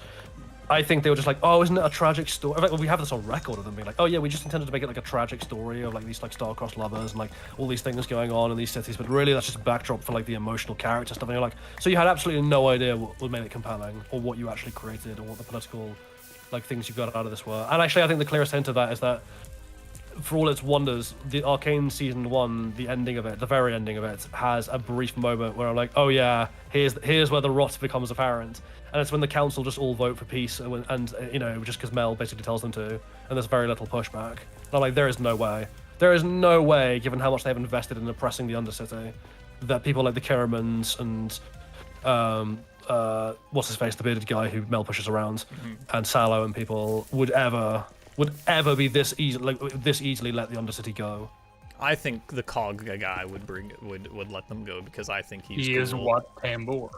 Yep. Isn't he like the most vociferous in favor of crushing them? Yeah, he is. He's like, like when Grayson and Marcus are like, okay, well, you know, Marcus is obviously pretty zealous in this too, but like when Grayson's like, I don't think it's necessary to like do this, and this. He's like, no, you're gonna fucking go down there and just destroy anyone in your path. And Marcus is like, fuck yeah, we are. And Grayson's like, hold on. Yeah, we love. I think Arcane season 1 was a little bit of a fluke in terms of how good it was. Like, I get it wrong, I still think it would have been good regardless. But I just don't think it would have been nearly as good. And I think season 2's problems are therefore the pacing issues that were brought about by the series and being condensed because Netflix, but also not Netflix, because League of Legends parent company were basically like, yeah, wrap it up. All that did was bring, was pour fucking fertilizer on the weeds that were already present. Well, Andrew, I'll be curious to hear your thoughts on House of the Dragon if you're going to watch that for your video, because like you haven't seen Game of Thrones, so I'd be interested to see what that would be interesting. Take away from it, having not seen, or like having very little familiarity with the source material, either the show or the books. Yeah. Actually, a good point of comparison in terms of the pacing argument, especially if you want to tie it to a larger thing. And actually, Andor's a good example of this because we were talking about this earlier. Where like obviously we know Andor has been severely condensed, but I was saying to Sheev there's a massive difference in how that feels between Andor and Arcane. Where Arcane tried to still do everything, they just rushed through everything, and so nothing connected because there was no tissue linking point, but these bullet point ideas. Whereas Andor, the writers clearly took a step back and gone, okay, we can't do this and this then. Like that's a shame. Like that would have been cool, but we just don't have the time. So we're just gonna strip back to the bare essentials and then make the best coherent story we can through that with that baseline, and not try and do all the other stuff that we hoped we'd have time to do. It's much. And then more, House of the Dragon used. House of the Dragon Season 2's pacing is weird because it's like it covers so much ground in a very rushed fashion, but also it just has so much meandering to it. So it's this weird thing where it's both rushed and extremely sluggish at the same time. And you're like, how did this end up happening? Like, what is this? What are you doing? The political events are all rushed, but the characters just don't move. Like the characters the characterization remains static the whole season. And so, yeah, you get this weird whiplash effect where like, simultaneously things are moving at a breakneck speed, but also no character is actually changing or between episodes. They just seem to be on repeat, and so it feels really slow. It's all just them like standing around and looking out windows and reacting to all the fucking weird like world shifting events that are happening within the span of like a couple months. It's the Cersei meme. No, the last season of Game of Thrones, when she just stood on the balcony and drank wine while everything happened around her. Like every character in season 2 of House of the Dragon does that. Yeah, it's very strange. Season 1 is so good because the storytelling style is different than Game of Thrones is, where like Game of Thrones will be like, here's all these different plot lines centered around this central character and this central character, and they're navigating these parts of the world, and we're exploring like all the different factions of this war, basically. With House of the Dragon, even in season 1, it was always more like, we're going to kind of only focus on this one part of the world because it's the only part that really matters to this story of like a monarchy decaying and ultimately collapsing in on itself and breaking into a civil war. But like the characters were still proactive within that.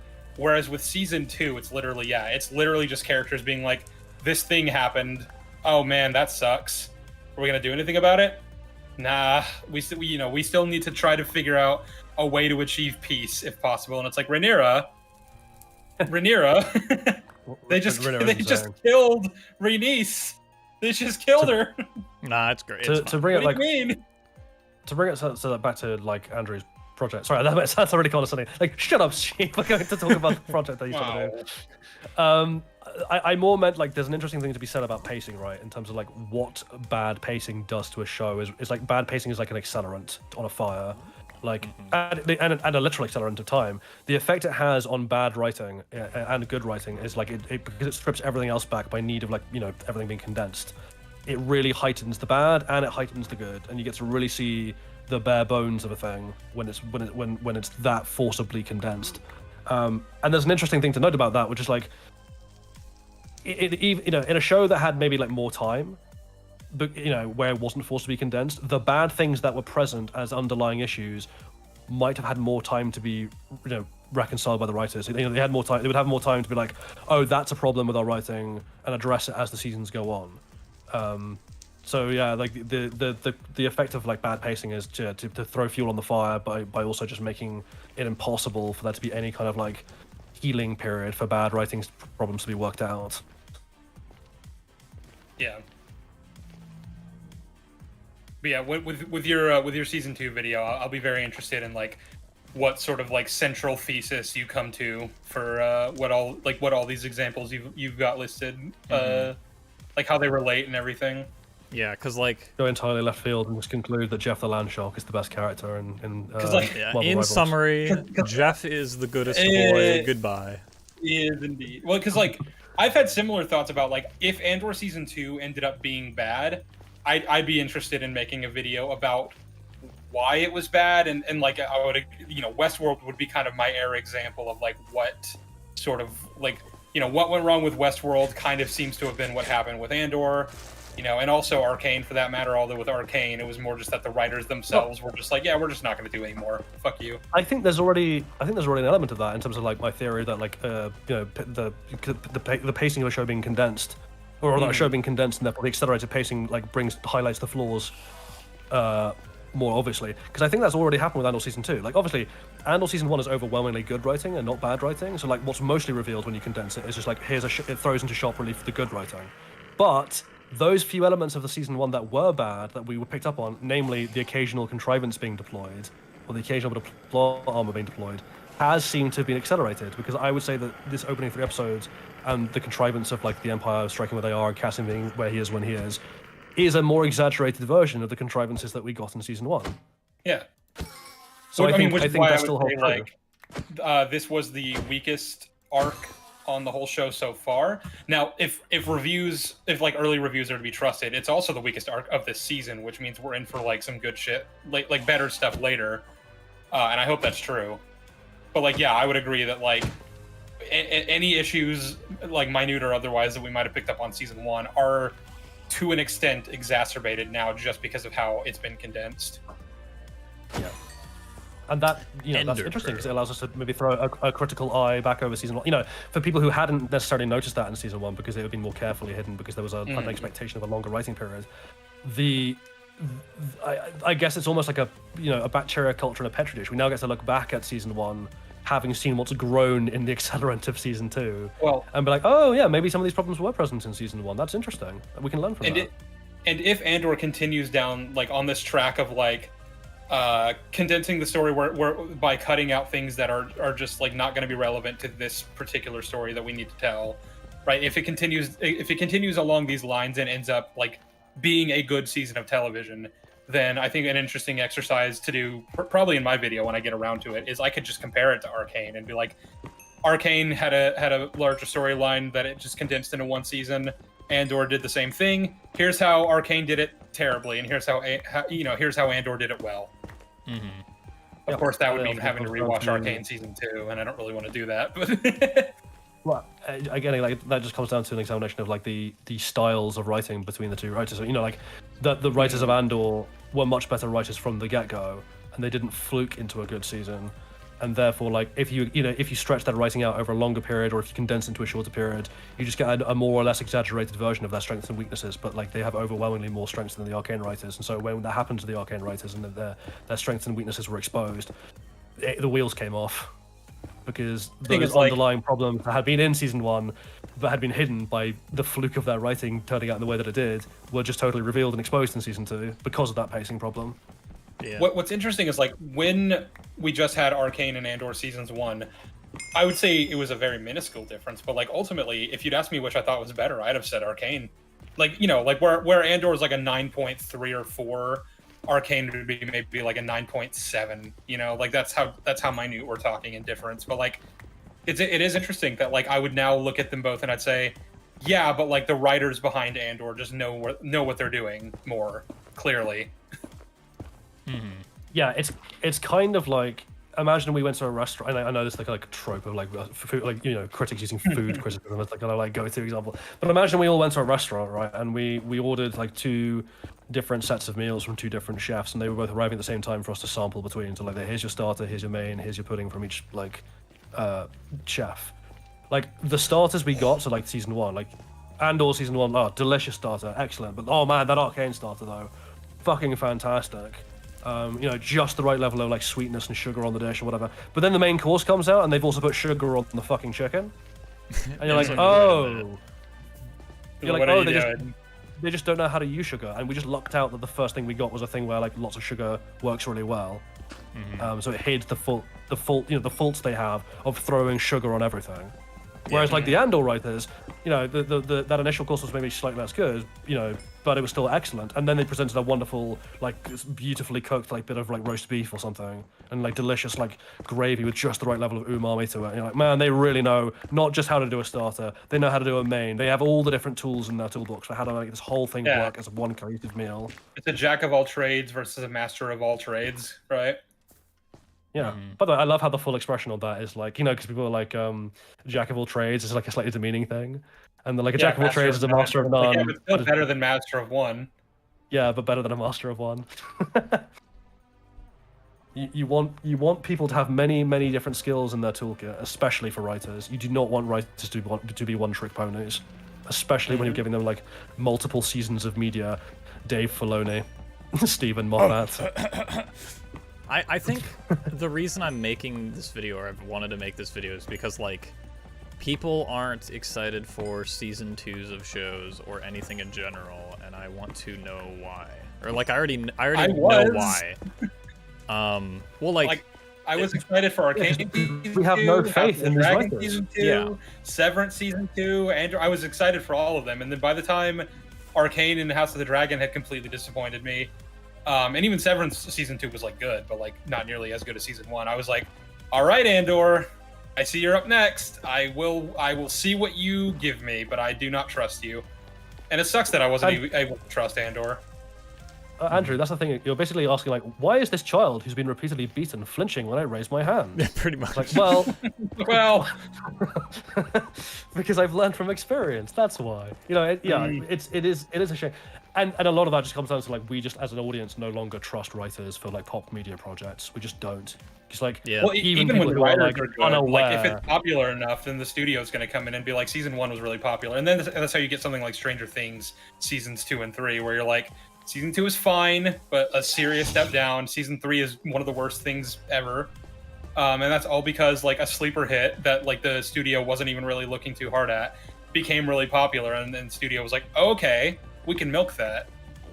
We can milk that's the issue. So even when the writers, even when you believe you can trust the writers, like I believed I could trust Tony Gilroy, but I was like, but I can't trust Disney, and they recognize that a lot of people really like Andor. So, Fortunately, Tony Gilroy seems to have had both the power and the backbone to tell them to fuck off when they tried to interfere. It seems like it. Like, you know, I did not believe for 1 second that Disney were okay with him shutting down production during the strikes. No. Yeah. Well, my big thing is, like, I can't believe he was allowed to not only get away with having the rape scene, but, like, to actually call it that. Like, have the character say, he tried to rape me. Mm-hmm. Like, I was like, I can't believe Disney was, like, able to allow that, you know? I am almost 100% confident that what happened there is like he filmed it, didn't tell them, put it in. Like almost like a Rogue One Vader scenario situation with the Vader scene, where they just didn't tell Disney that it was in there until basically the release, and then Disney were like, hey, hang on, and they're like, no, we're not taking it out, we'll quit if you try and do it at the 11th hour. Yeah.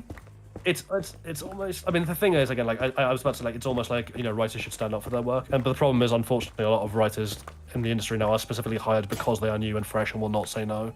Yeah, they want yes. Those older writers who did, because the older writers who did push back got systematically purged. Like Andrew made the joke that somewhere in Hollywood there's like a big mass burial pit, you know, behind the Hollywood sign, where they've just dumped all these ex-writers from these old studios. They've done that for like anyone in the industry that knows what they're doing. Yeah, because they want total control. They want absolute control over the finished product. Not because they want to make it good, but just because they just don't want it to be delayed in any way, because they want to shove it out as quickly as they can. Because again, a streamer-based modeling, a streamer-based model of content production does not reward quality. It rewards content, being pushed out at speed. Yeah. As long as there's a shiny new thing every week, people don't care that it's bad because they'll always watch the new shiny thing. And if you string enough of those shiny new things together, in enough of a line, they'll keep on paying their subscription, and that's all you care about. Mm-hmm. Hell, you can even start making it cheaper over time because the more you do that, the lower people's expectations go, and the more you can strip money out of every project, which is exactly what's happening. Yummy. But at least we got Andor. Like, literally, the only 2 good shows that are, like, Disney Plus originals would be Andor and X-Men 97. And I'm like, that's a pretty terrible fucking ratio. But at least we got them. Like, I guess I can say I'm glad we got them. Yeah, and X97 isn't even, like, in terms of writing, it's not, like, anything It's not excellent. like it's crazy. It's like good. Yeah, that should be the standard. Honestly, my controversial opinion would be that X-Men 97 is only like maybe a 7 out of 10. Yeah, I'd agree. No, I agree with that. Like, it's got 2 Well, really I'm glad good you guys episodes. agree. But like, if I had said that back when it was first out and everyone was hyping it up, I feel like I would have been crucified. These are the same people who said that Born Again was good, so I don't care what they think. Well, Sheev, I did say it was 7, and I did get hanged in the streets for saying that. You know, I said the same. I said that June 2 was an 8, so now I got crucified for that. So you did. We've all been. I crucified you for that. I'm going to fucking find you. I'm going to find your home address, Jolly. Yeah, I'm pretty sure you already know my home address. I've literally sent you a photo of my house, I'm pretty sure. I don't have a memory. Or my old house. I should say my family house, not my current flat. It's one of those things where I'm like, your secret is safe with me because I was not listening. Fair. What was I going to say? Oh yeah, like Andor was basically like this bizarre anomaly though. Like it slipped through the cracks. There's just no other explanation for this thing at this point. It's also like, even just stylistically, it's just antithetical to everything they've been doing. Like you look at this thing and go like, the volume was barely used, and if it was used very effectively. Because I can't tell. This is not like just that we'll shove everything on the volume and make it work in post attitude that they all have now. Well, I did say earlier that I think, generally speaking, the visuals of Andor Season 2 are a slight step down. And the example I cited was obviously the scene with Cyril recruiting the guy into the Bureau of Standards, and like he was clearly standing in front of a green screen. But like, honestly, is this a safe space? A lot of the scenes on Mina Rao, I was like, I don't know if it's like the color grading or what it is, or if they're like using the volume for certain shots to like maybe make the wheat field seem more like broad. I don't know what it is, but there were a lot of shots in Mina Rao where I was like, I don't think this looks great. I don't think it looks bad, but like I expect better quality from Andor, if that makes any sense. I can kind of see what you mean with Mina Rao, but then the contrast of like, we'll then look at at the Chandrila stuff. Yeah, no, again, that's the thing is like only like it's still such a good looking season. That's why I said it's only a slight step down, because like, yeah, Mina Rao stands out to me a little bit, but every other plot line, I can't really think of any time where I was like, oh, that doesn't look great, except again like the Cyril scene. Yeah, and even then, I'm just like, the Mina Rao looks much better than anything in Mandalorian. Like, it's not even not even remotely close. Yeah. Oh yeah. I guess I have an interesting. This isn't even like a negative. It's just an interesting thing, because I've seen lots of people, and someone's I think just done it in comments as well, being like, "Oh, these 3 episodes felt really rushed." I just didn't feel that. I don't know if it's just me. I didn't feel they were rushed at all. Like, if anything, especially with the Cassian plotline, I was like, I'm glad they're taking their time with this, even though I do feel like maybe they could hurry this up a little bit. They took their time. This is not rushed at all. Yeah, I was waiting for them like to just hit the gas at like a certain point, but they just never did it. Yeah, and again, and even then, the moments where I felt it was like quote unquote rushed, is more from the kind of like, that's what I point out to the contrivance of like, that contrivance clearly exists to get all the pieces in the right place to let the plot unfold, because we don't have time to explain it more kind of like coherently. And that's what I mean about the accelerant effect of like condensing a season in terms of like exposing the previous flaws, because there was some of that in Andor season 1 as well, but like, this is a much more overt example of like, shit, we need to get this plot moving. Nah, fuck it, there's an Empire thing here now. But like, once that's in place, everything works really well, and the actual plot within we get is paced really well. It's more just like the setup for it was like, this is happening now, just fuck it, let's go. Yeah. Don't worry about it. Don't even think about it. Don't even worry about it. I guess the other one in terms of like a season 2 that really worked and maybe this is again because it's so below the radar that like no one's paid any attention, therefore it doesn't get rushed. Devil's Hour. I love Devil's Hour. Everyone should watch it. It is absolutely phenomenal. It might be one of the best television series I've ever seen. It is fucking excellent. I agree.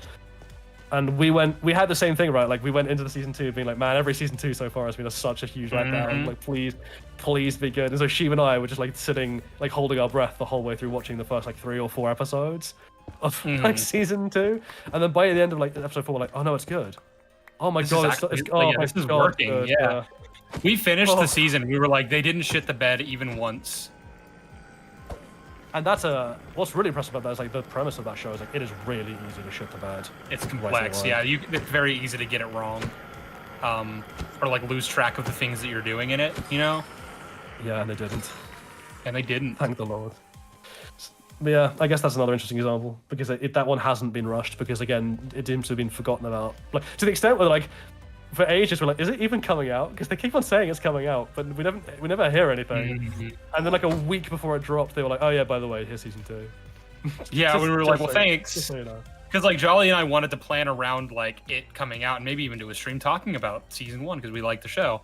But then they were like, yeah, it's coming out, and we're like, oh, well, we have all these things that we're doing right now and that we're working on, so like we don't have time for this. But thanks.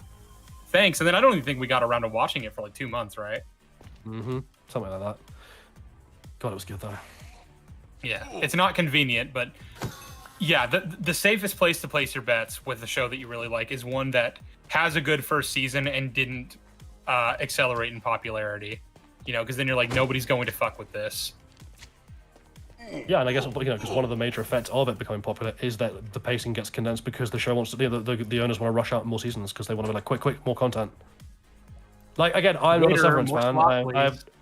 I have not yet watched Severance, despite she begging me on hands and knees to. I will, I swear. But from what I understand from you, season 2, while still good, has that effect, right? Of like the cracks became larger and acts. I don't even necessarily think it was because it was rushed. I mean, it took 3 years for them to make, and not all of that would have been to do with like the strikes. I think the issues with season 2 was like when they sat down to actually write it. First of all, when they sat down to actually write it, they kind of like they were trying to figure out where exactly to take the story and how to get there. And then there were so many disagreements among the writers that they literally took an entire like they were supposed to start production in I think 2022. 2020, and then and whatever the case, like it took them an entire year after when they were originally slated to start to actually start production because they were like, no, we just need to like take this back to the drawing board and figure this out. And what I think the biggest issues of season 2 is literally just like they knew what they wanted the finale to be. They knew what they knew what payoffs they were trying to achieve, and in a lot of places they were like, I don't know how we get there from here, so we're gonna kind of just say this thing and then move on. And the issue you have with that is like there are some things that are just not set up at all. Like I think some of my biggest issues with the finale were like they introduced this entire faction of what the characters are called innies because they're inside the workplace and they're like the ones who, if you know the premise of the show, you get what I'm talking about. But like they introduced an entire faction of innies just out of the blue to be like, cool, they're gonna kind of serve as an army to like rise up against their oppressors, and these have never been in the show before. They just kind of pop up, they just kind of exist now, and I'm like, oh, that's kind of weird. Like I see what you're doing. Like I see that you've only introduced them so that Helly has like people that she can rally together to like stand up to Milchick, and it's just a very strange thing. And it's things like that where I'm like, I see that you wanted to get to this point and that you didn't feel that you had all the pieces in place and just couldn't figure out how to do that, but it does kind of hurt the season. Yeah. So it's not even necessarily that it's rushed. It's that it was like this is the arc that it needs to be, and this is how we're going to get to that, and these are kind of the corners we're going to cut where we think that we don't have any other way of getting to that point, right? Mm-hmm. Sorry, that was a long-winded deal. Completely unrelated note, but I was just thinking, like, if you were one of the actors on Andor, what's the prop you'd steal? Ooh, man, I gotta think about that. The man. Well, first of all, I was thinking about this because Cassian Andor, so like Diego Luna, tried to sneak his like blaster pistol through customs. Like he had it in his bag and like was taking it through the airport. And obviously, like they scanned his bag and were like, "What the fuck is that thing?" Because that looks like a gun. Hey, he's like, "No, wouldn't work." Hey. Something I've been saying in VC to a few other people, I think I said this to Andrew, was like the test flighter, like the flight suit that Cassian wears throughout the first arc, is really cool. He's dripped the fuck out. He looks really hot in it. I kind of want to wear that. Like unironically, it is something that I'm using as a motivator to like, because I'm already trying to like exercise and just get fit, and I'm looking at that and I'm like, I would like to wear that and look like him. Bro saw Andor season 2 and was like, I need to hit the gym. I was already hitting the gym, but that's like more inspiration now because I'm like I could cosplay in that. Fuck it, I don't care. I'll go as Cassian in the flight suit. Ginger Cassian. Ginger Cassian. I love that I'm Ginger because like whenever I do get fit, I can just start doing like Cal Kestis cosplays. I like Cal Kestis.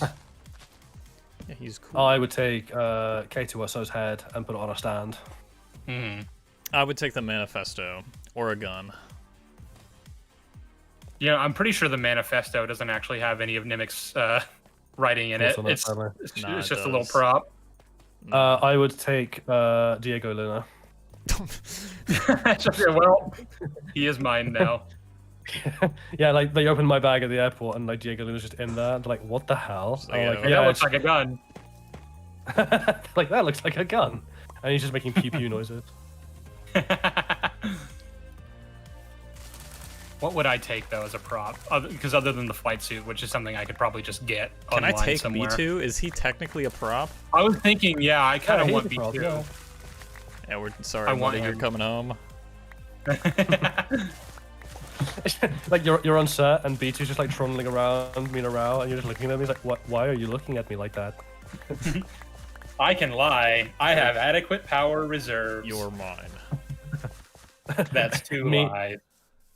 It's like me when I come home late from the pub and they're like, where have you been? I'm like, I can lie. I have adequate power reserves. I love him. He is precious. He is small bean. He is a wonderful little cinnamon roll, and I'm so glad he survived. He has cookies and drinks chocolate milk and plays with Dude. brands. That Imperial officer who like kicks him at the end of Andor season 1. I'm like, motherfucker, you need to die. Unfortunately, Braxton clocks him with a brick. Yeah. Oh, I might take the brick home. I like that brick. Oh, speaking of, let's actually go back to talking about isn't that the brick story. It is Marva. Marva. I just want to take the brick home because I'm like, it's no, but like speaking of, now getting back to actually talking about the story of season 2. Obviously, Brasso dies at the end of season 3, at the end of episode 3. Very sad. It genuinely fucked me up a little bit, but like it fucks me up even more that they're never gonna like be able to like cremate him and turn him into a brick and place him in a building in Ferrix because they just can never go back there. I guess the worst one to think about is like obviously like the woman he was in love with on Minarao. She's gonna have to pretend along with his friends, like because obviously like there's that bit where Brasso like pretends that his friend has like betrayed him to give his friend a cover story so he won't be hurt by the Imperials. Whereas like Brasso, what a legend you are. But presumably the woman he loved is gonna have to do something similar and just again pretend that like she didn't like him and you know that she had nothing to do with him. So she can't even give him like a proper burial or anything. Yeah, well, like, I can imagine the Imperials like hanging his body from one of the like the grain silos as like a warning, and she wouldn't be able to touch it. Or like the thing that like his death itself didn't like hit me. Like I kind of saw it coming, and I was like, yeah, unfortunate. Yeah. And then the thing that hit me harder was when Cassian, when he hears Bix yelling for him, and then he just looks down at Brasso and he's like, I can't have them see you like this. I was like, We just has to tell them, like, oh my god, and Bix's reaction. This is after, like, she has obviously just been through a fucking ordeal and is already, like, having serious PTSD from the Dr. Gorse session, which also, that whole nightmare sequence was excellent. Well done. Yeah, that was great. So, like, just, you know, please give this woman a break, because she just hears that Brasso is dead, and you just see this look of just resignation and defeat. Yeah, like, I'm amazed she's not. Yeah, I'm amazed she's not catatonic at this point.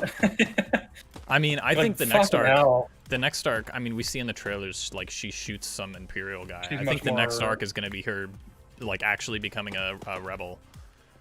I think she's going to be... Well, yeah, we see in the trailers her doing, like, we see in one of the trailers her and Cassian doing a job to, like, blow something up together. So I'm like, yeah, she's getting radicalized. Very unfortunate. She is not living to the end of the season, I'm afraid. Like I saw a tweet where someone was like, "Oh, do you think she looks up at the sky and remembers Cassian after his sacrifice?" And I'm like, "Dude, she is not." She's not. She is does not he there, know? buddy. I mean, the sad thing for like that, I was kind of talking about this in the chat earlier, and then Jolly decided to ruin it by bringing up the sequels. But like the sad thing that I keep thinking about is like if it's true that B2 just gets left behind on Mina Rao and just they never go back for him because they can't, then like I hope someone somehow like makes him aware of what Cassian did, right? Like how he. But also, I guess I'd also prefer that he just assumes Cassian's out there living his life. Like I don't want B2 to know that he's dead. Mm-hmm. I guess it's one of those things where this almost comes back to the clone conversation we always have, where I'm like, I think the clones were done so dirty as a storytelling device. But like, you know, it's the same sort of thing like the Rebels, where like so much. Sabine, I think, is like the classic example of this. Like they should be way more traumatized than they actually are. Like the amount of shit they've seen, and the amount of people who've died. Like the scene I always go to is like the perfect example of this in terms of like the little things. Like you know, you see someone who's like basically like it looks like they're operating, right? It looks like they're functioning perfectly fine, and like this one little thing happens that just reminds them of everything, and they crumble. Like the scene for that is like Band of Brothers, where Malarkey goes to pick up the laundry for everyone, you know, for himself, and like. But I can't even talk about it without tearing up. Where like yeah, the English like laundry lady is like, oh, you know, while you're here, this guy hasn't come to collect his laundry. Would you mind getting it for him? And it's like one of the guys who's died. And Malarkey's like, oh yeah, sure. And she's like, actually, while you're here, and she starts pulling down like box after box after box of like people who haven't turned up because they've been fucking killed. And she's like reading off the names of all the people like who she's still got the clothes for. And like Malarkey just has to like sit there and like they stand there and like listen to her like list off all the names of the boys' friends who've been killed, and like try not to crumble. And you're just like, man. Yeah. Like imagine like a scene like that in Star Wars, like with like Cassian or something. Like that would be hard hitting. There's a scene in a canon comic that I like, where they're talking like you know Luke is just having like you know eating in the mess hall with a bunch of other rebel pilots, and they're just talking about like some of the people who died on like in the Yavin battle, and Luke just lists off all their names, and I'm like, yeah, he took the time to learn the names of every single person who died at Yavin, because of course he did. And I like shit like that. Yeah, or even like you know the idea of like I wonder if Luke ever. I mean, I'm sure he did, right? Because Luke's a really compassionate person, but like Luke ever stopped to think of like how many people died on the Death Star? Because a lot of people died on the Death Star, and like most of them were not like die-hard fanatics. Most of them were like support technicians and like you know maintenance workers and other shit, like canteen like people. Well, it brings you back to like the greater good arguments of like Luthen and people like Cinta even, where like you know in the Aldani heist there was that one Imperial officer who is a bad person, and again like there was like that scene that speaks to the banality of evil that you were talking about earlier, where they were just kind of like laughing about how like yeah, we're just gonna kind of kick the Donnies out of their home and whatever, and they have no idea that they're not coming back ever, and just and stuff like that. But like this same guy also like later when the hostage situation broke out, pulled the gun on Nimic and was like, you know, you can have us just let the boy go, because you know there's actual nuance to like the way, you know, like people who see themselves as good people, and they help propagate like an evil fascist dictatorship. So you have like this Imperial who is established to be a bad person, or at least a bigoted person, which you know same difference really. Still advocating for the safety of an innocent boy, and then the implication you get later on is that Cinta killed him along with the rest of the hostages. So it's like, Yeah, it speaks to like a big theme in Star Wars, right? Which is like you know even the most, you know, with the exception of someone like Palpatine, perhaps, who is just pure evil, but like you know even the worst people in the galaxy, in the world, in our world, have a little bit of good left in them, like you know somewhere.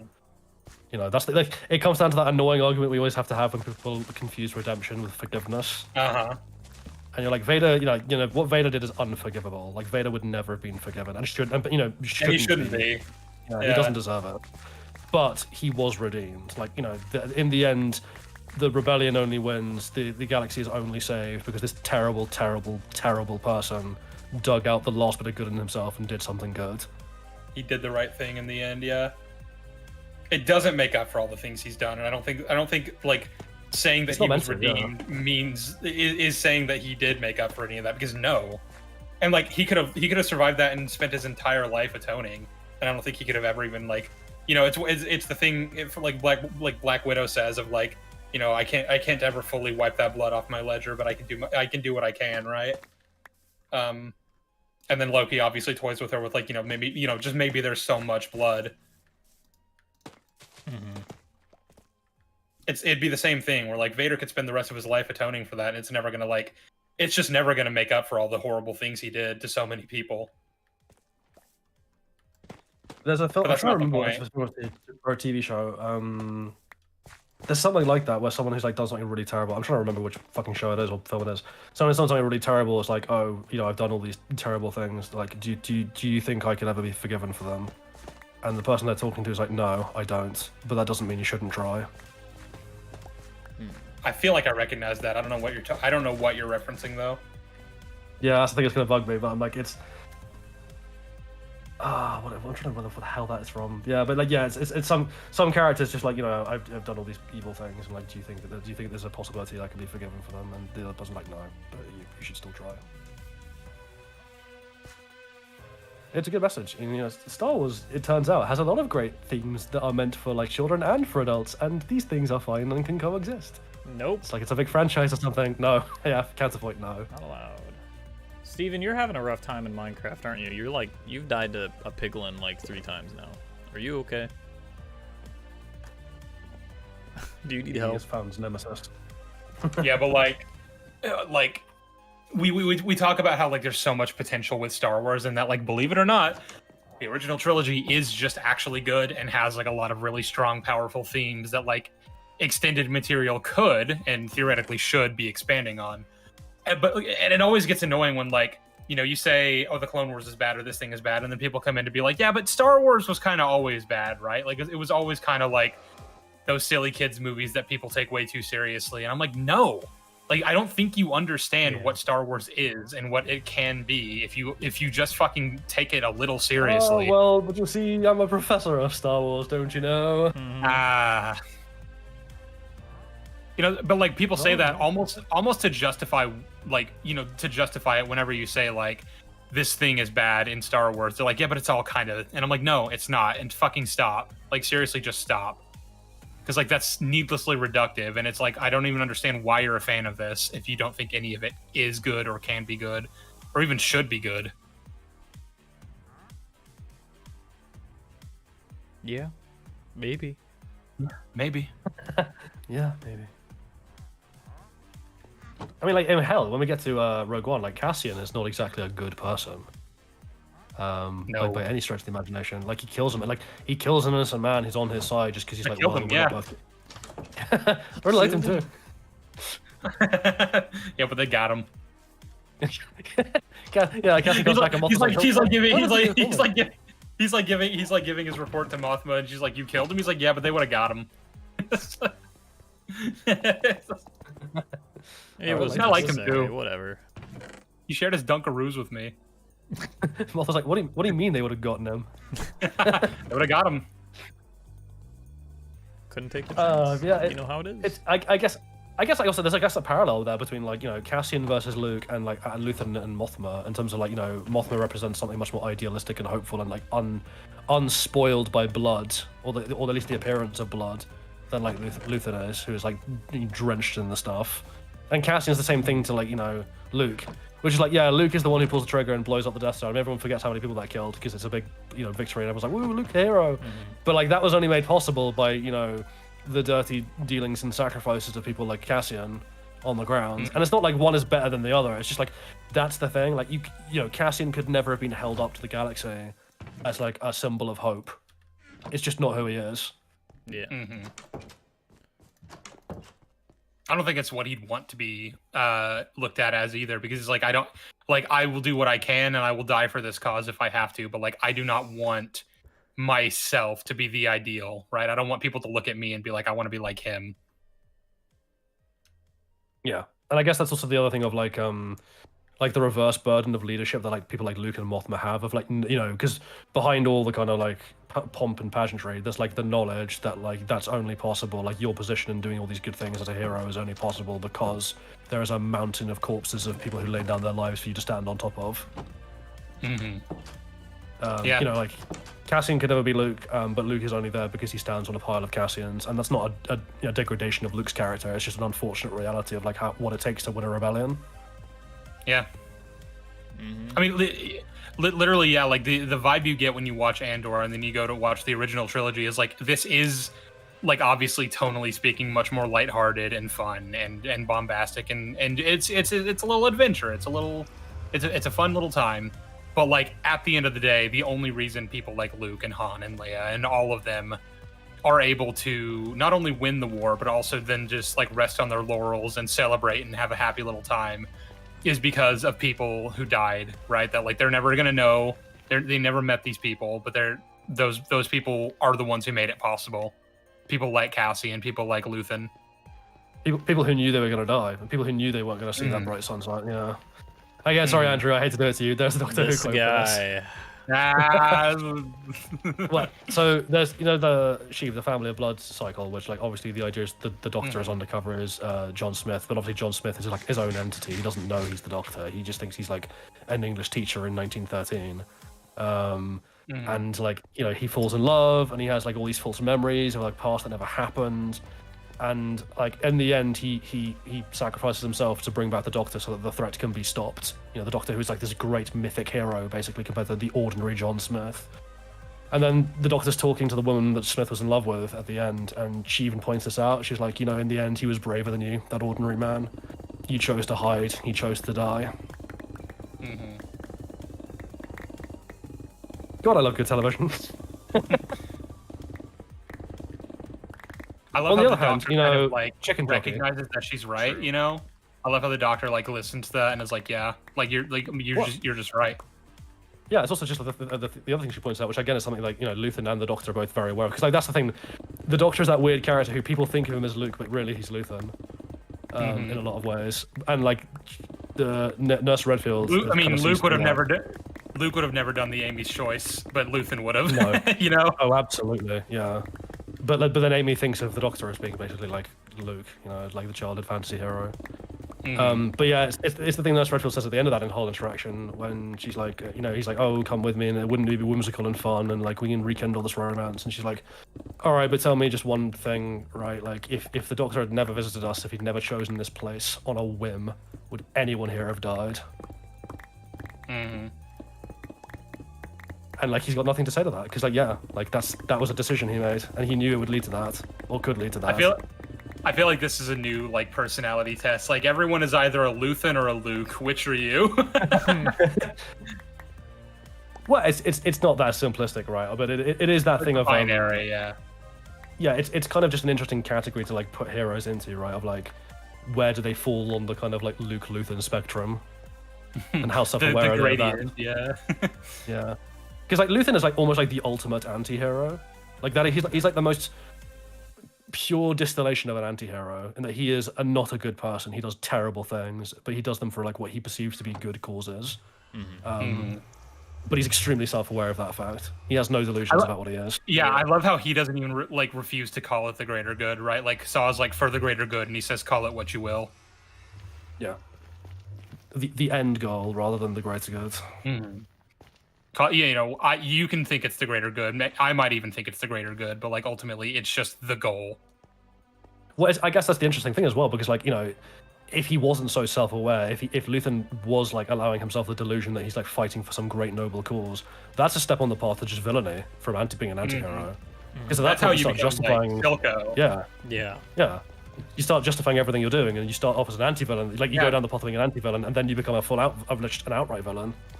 Yeah, that's actually I like that comparison, right? Like Silco is just Luthen if Luthen wasn't self-aware. Or at least not if Luthen was much less self-aware, because like Silco is still self-aware to a degree, just much less self-aware I think than Luthen is. He's like, I'm still gonna run like a drug empire. I don't give a fuck. Well, yeah, because like Silco dresses up in the pageantry of like, oh, there's this great glorious revolution that I'm going to lead us into, and like, yeah, this dirty stuff is just like it's just a stepping stone on that path, and he doesn't recognize the fact that no, actually, when you're in charge, like, it's that Doctor Who thing. Like once you've won the war, once you're everything's perfect and just and exactly the way you want it, what do you do with all the people like you? What happens then? We'll crush them. Oh, will you? Oh, well, maybe you will. No one wins for long. Yeah, long. Even that thing where he's like, tell me about this brave, bright new world of yours, because you're very close to getting what you want. Like, will there be violinists? Will there be people making the violins? Will there be music? Will there be dancing? Will there be like post on Sundays? Who's going to organize all this? You haven't thought about it, have you? Because like, you're just chasing a dream. You've given no thought to the practical reality of this in any shape or form, which just makes you a dangerous lunatic at the end of the day. Mm-hmm. It's one of those things where, like, in a world where we got post Return of the Jedi content, you know, like the Mandoverse, but like actually good, we could actually be exploring the end goal, right? Like, this is the world that people like Luthen fought to build, even if they didn't get to see it. So, like, how do we make sure it doesn't fall into the you know, becoming the next empire, right? Or like a fucking ineffectual faction that gets wiped out in an afternoon. You know, like, how do we make all that possible now that people like Luthen have sacrificed their souls to bring it about, you know?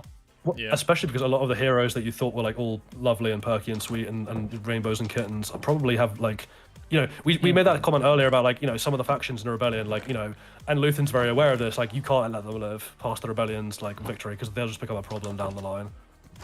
They're tools to be thrown away. But, like, and I think, you know, I've had this discussion before, like, Leia almost fits into that category. Because, like, Leia is, like, this, you know, incredibly charismatic leader, and, like, she's got all this, like, you know, this incredibly, like, moving personal story, and she's, like, a wonderful facilitator and general and leader and, like, all these things. But she's also a deeply angry, deeply traumatized person filled with hate.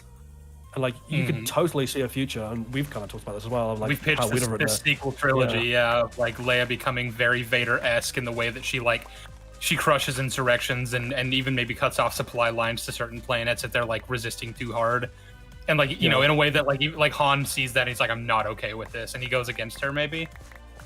Well, that's the thing. Like, I don't understand, because, like, in the sequels we got, it was kind of like Luke falls out with Han and just, you know, because of Kylo. And I'm like, I think the far more likely scenario is Luke falls out with Leia.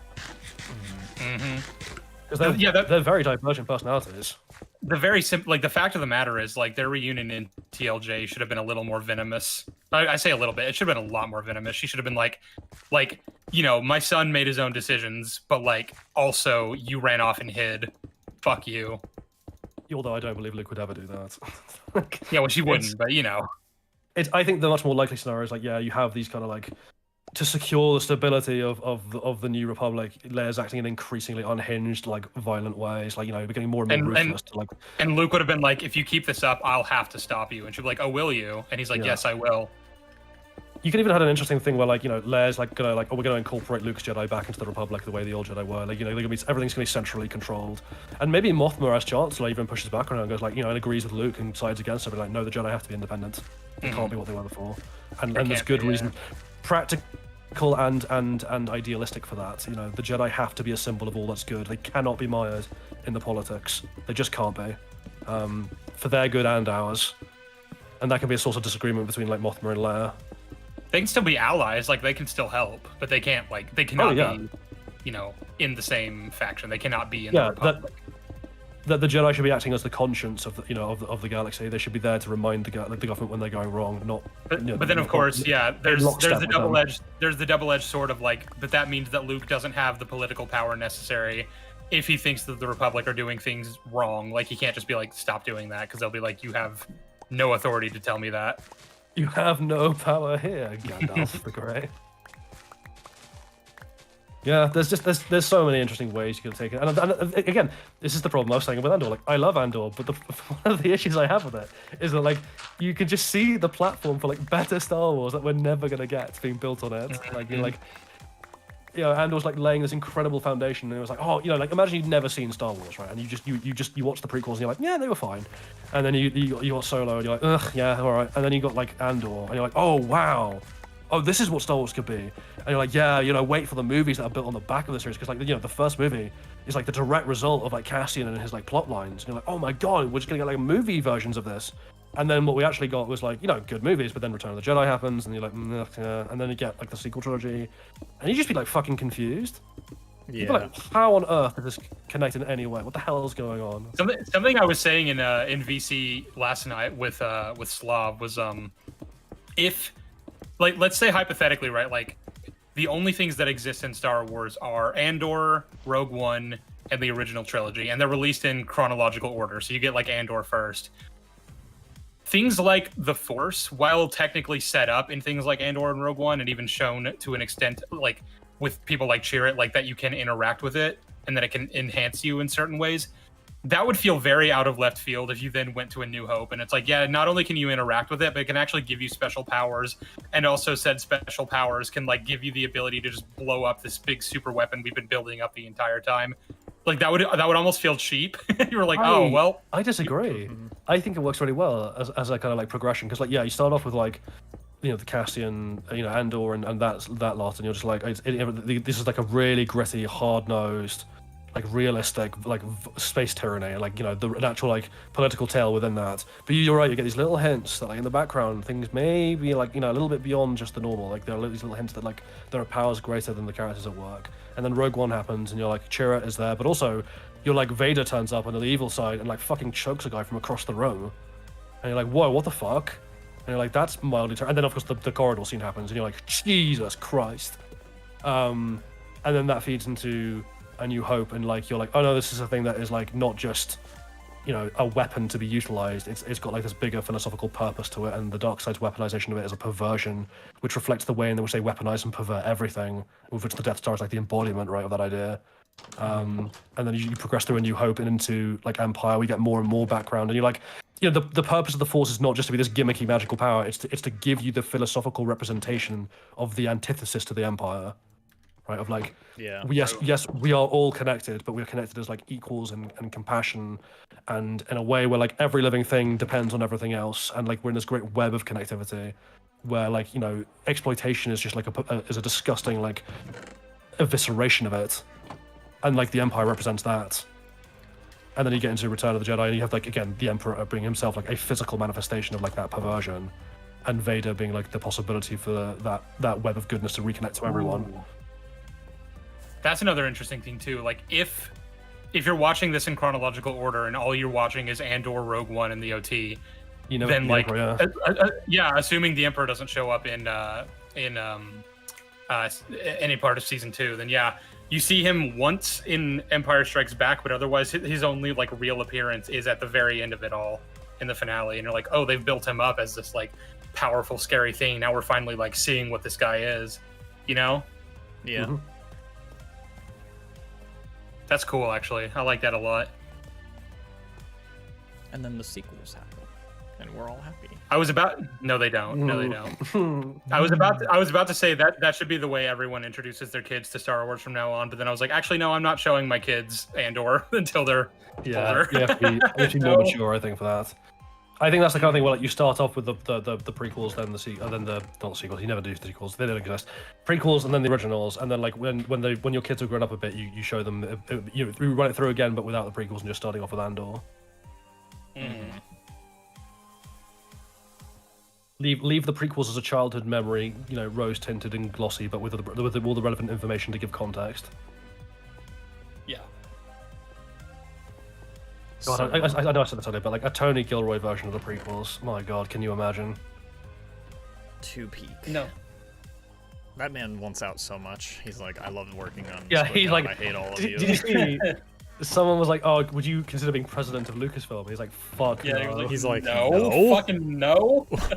Why would I do that? I love the corporate speak of like, yeah, I just, that's not really the kind of position I would fill. Like, I don't need distractions. And I'm like, no, he doesn't want to be president of Lucasfilm, because why the fuck would he want to be tied to Star Wars like any more than he has to be? I'd be a baller move though, so yeah. If he said yes just to deny it to Dave Filoni, and then like just like flicks him the bird and resigns. It's like that meme about that guy who like got a job at a computer software company just to fix a bug that had been annoying him for months and then resigned. Goodbye. I fixed it. I'm better than all of you. I'm smarter than you. I'm stronger than you. I'm better than you. I am better. Sam said, I wouldn't start my children with the prequels. I'd start with the OT and then the prequel trilogy. I agree with that, mainly on the basis of like, I want the impact of I Am Your Father to hit in the same way that I don't think that, like, if you watch the prequels first, you don't get it quite the same way. It's still impactful, but like, that's the thing you need that to hit. I guess the issue is like, it's such a famous piece of pop culture that you'd have to really hope they never got exposed to it elsewhere. Yeah, so you'd get them young. You would be like, all right, I'd wait till they're old enough to like. Sheep, do you rephrase that in a way that's less sinister, please? No, you get them young. You'd wait. you'd wait till they're old enough to like fully understand and appreciate the art, but like not to where they're too old that like they would have just gotten it spoiled from like, I don't know, a classmate or something. Yeah. I'm just imagining like you start off with the OT, and Luke's like, "What happened to my father?" And everyone's like, "They got him." Yeah, but they got him. I like them too. What do you mean? What do you mean they got him? Yeah, I liked him too. He was the greatest star pilot in the galaxy. There's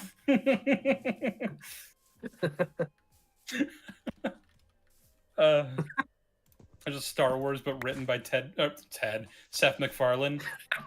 The Ted. I mean, would it be worse than John Wonder by Ted. Dave Filoni? No.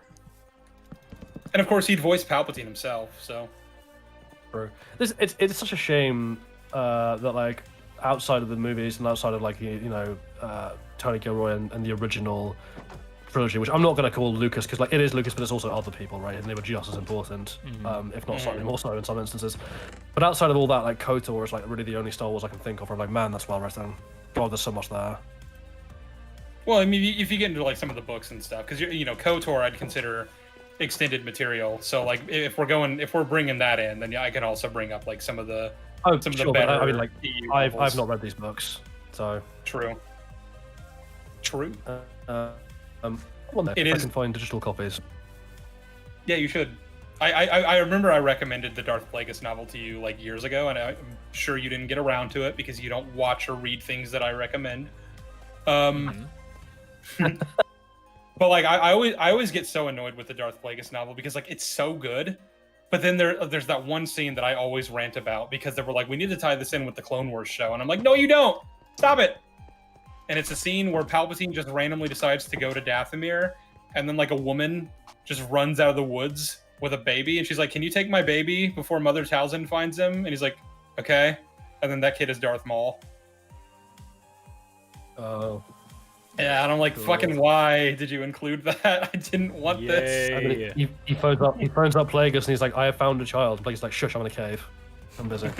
I am washing OSHA and Chimere. Palpatine's like, who? Who are they? Okay, yay. But yeah, it's because again, the way we can like pick apart like these like specific lines in Andor, and just like, man, there's so much that like there's like this one line, there's so much depth, like I wish you were drunk, and stuff like that. It's like there's so much to talk about there. How nice like for character. you. Yeah, how nice for you. Like these character moments in every direction that are just like so fucking great, or like if I die tonight, was it worth it? Things like that, right? And like the only thing I can think of outside of that and the OT is like lines like that. Is like things like in KOTOR where you have like these little conversations about the one that always sticks with me is like there's a Jedi who like in KOTOR 2 after the order is like basically fallen, and no, not KOTOR 2, it's KOTOR 1, sorry. And he's talking about love and like the Jedi's reaction to love, and he's like, look, the Jedi have it like wrong, basically, like attachments, jealousy. These will lead you to the dark side, but love will only free you. Love will set you free. Mm-hmm. And you're like, well, I mean, really good shit in there. Theoretically, the Jedi believe that to be true. Like, and Anakin even kind of says a worse version of that same speech of like, no, we are encouraged to love. We're encouraged to love. Yeah, compassion, love, all those things are like what we're supposed to be. It's attachment that's forbidden. But the problem is like that's not what the Jedi actually obviously do in practice. Yeah. Like, what they actually do is like is an incredibly loveless form. It's like a completely detached form of like lovelessness that is just like concentrated on an abstract idea of the greater good rather than like actually caring about people. Well, yeah, and that's what I'm saying is like theoretically speaking, that's what the Jedi are supposed to be, even in the prequels, and it's just not what they actually are in practice. Well, I guess, but that's the thing, right? Like the point of that is in reference to romantic love in KOTOR. They're like, because it's one Jedi basically who's fallen in love with someone else. Spoiler alert, it's Revan. And like they're asking about that, like, 'cause they're like, oh, I feel like this is compromising. Like, I feel I failed as a Jedi because I'm falling in love, and this other person who's like essentially a fallen Jedi themselves, but like not a dark side, and they just fell away from the Order. It's like, no, actually, like that's good. Hold on to that. It's not about Sorry, it was making me think of like the post Return of the Jedi Jedi Order that like Luke starts, and like obviously the meta reason why this is a thing is because the prequels hadn't come along and established the whole like no attachments and no love thing of the Jedi. But like, yeah, essentially in Luke's Jedi Order, there was never any kind of like restriction on falling in love with people, and Luke does it. He has a wife and a child, and you know, he encourages that with other Jedi.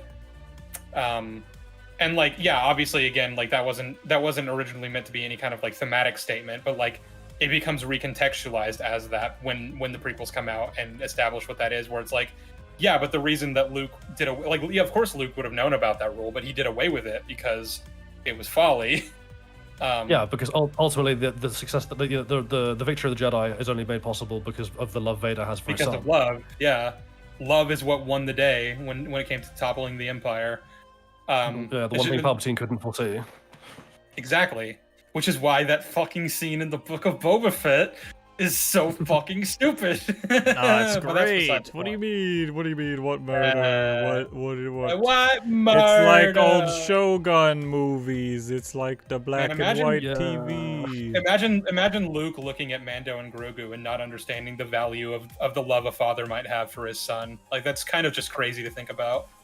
Well, it also just robs you of all these kind of stories. Again, like we don't think Ahsoka should have survived into the sequel era, but you know, given that was the decision that was made, like, you know, if you're gonna have her struggling with like being a Jedi, like maybe have that be the conflict that she, like, you know, she has the knowledge of Luke and what happened with Vader, and like she, you know, so therefore she knows that the previous Jedi were wrong, but also she's terrified of like falling into the path of attachment. Like, you know, she's had like both sides of that almost. Like she's seen what love, quote unquote, can do in terms of turning to the dark side, but she's also been told. But hasn't directly experienced the idea that the same person who did all those terrible things for love was redeemed because of love. Like that must be a really hard thing, like to reconcile emotionally and psychologically and just ideologically. Like, how do you deal with that? Especially given that her own feelings for Anakin were much more like, not romantic, obviously, because they were not romantic, but like were much more based in love. Were based in love rather than like respect. Mm-hmm. Yeah. God, Filoni wastes so much space. He really does. He is like the king of destroying concepts. Like, you have devoted an entire show to this character post Return of the Jedi. Are we going to do anything with that? Nope. No, of course not. Can you imagine if we'd had like an Ahsoka version of that scene from Legends where Anakin's Force Ghost visits Leia? Mm-hmm. And that scene where she's just like, you know, like, Luke has told me what you did, and like I understand what you did, and like, yes, thank you, but also fuck you, and like, I can't forgive you for what you did, for all the things you did. You destroyed my home, you killed my parents, you tortured Han. I can't forgive you for that. And her. Yeah, well, and her. Well, the thing that I really like about that is she doesn't even bring that up because she cares so much about like all the other people that she's hurt in her life, you know. Mm-hmm. Would have been, and again, there's an interesting parallel there in terms of, you know, because we mentioned the thing about like Leia personality-wise is much more like Anakin than she's like Padme, and there's interesting things you can do with that, like her inability to let go of her anger to people and anger towards things. But you know, honestly, Ahsoka's kind of like that as well. Like Ahsoka personality-wise is very like Anakin. Mm-hmm. With Leia, there's a really good book called Tatooine Ghost where she and Han basically like. They have to go to Tatooine for a mission, and they go to Mos Espa, and so that, you know, like in this story, they are running into people who knew Anakin as a child, and like Leia's like learning all these new things about Vader, obviously that she just never knew about, that like really put a lot of things into context for her, and it's something she has to reconcile with, like how someone who everyone talks about as this sweet, innocent, bright-eyed child, how he could become such a monster. And she has this really great arc in this book that she does ultimately not like forgive him necessarily, but like she understands him much better. And it's why she chooses to name her third child after him, like after Anakin specifically, and not after Vader. Here's my son, Darth Vader. His name is Darth Vader. Don't worry about it. No relation. Well, yes, relation. There's an interesting line that's like sort of similar to this, which is it's not even from Star Wars. It's from a film called Manhunter, which is about Hannibal Lecter, where it's like set in the same universe, Hannibal Lecter. But like, so again, like the premise, like the FBI are chasing this like serial killer, like this really horrific serial killer. And Will Graham, who's like the profiler who's like leading the case, is like talking to Jack Crawford, who's like the head of the FBI. And Graham's like, oh, this all started from an abused kid, a battered infant. There's something terrible about that. And Crawford's like, whoa, are you sympathizing with this guy? And Graham's like, yeah, absolutely. Like, my heart, as a child, my heart bleeds for him because someone took this sweet kid and, like, manufactured a monster. But at the same time, as an adult, he's irredeemable. Like, both these things are true. And it's almost that thing with, like, the same thing with, like, Vader or, or even someone like Dedra. Like, Dedra, based on that little snippet we got in episode, like, 3, clearly had a really shit fucking childhood. Like, really had it rough. And like you're just like when she says things like my parents were criminal, even the way she says it, where she's like almost like trying to gloss over something that she's like personally ashamed of because she's been raised to think that she's somehow tainted by her parents' actions. And there's the double whammy of like by engaging in criminality, like they clearly didn't love her enough to stick around. And she was raised, Cyril's mom even like points it out, right? I was like, oh, but which is like we had everything we wanted to, not a mother's love of, and there's no kind of response. And also that's when Dedra gets really angry with her. And like, you're like someone, child Dedra was probably like some very small, scared little girl with no one in the world. And like, you're like, well, your heart bleeds for that person, but also the adult they've become. He's a fascist. Yeah, it's horrifying. Like she tortures people. Yeah.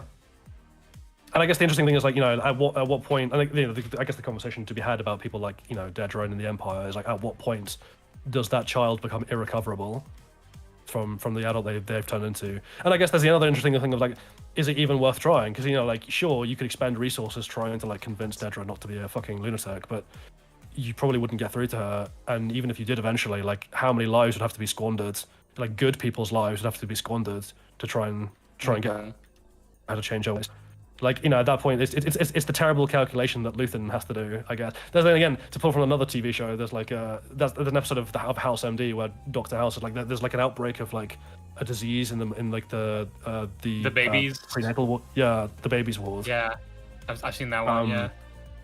Yeah, and there's like a point where they're like they know that there's one of two diseases. It's like, well, they think like one of two diseases is killing all these kids, but they don't know which one it is, and like each one is treated with a different antibiotic, and so they're like, we don't know whether to put all of them on vancomycin or on I forget what the other one's called, and risk that they might all die or they might all be saved. And so House is like, well, there's no point guessing. We'll put one of the kids on vancomycin and one of the kids on the other one.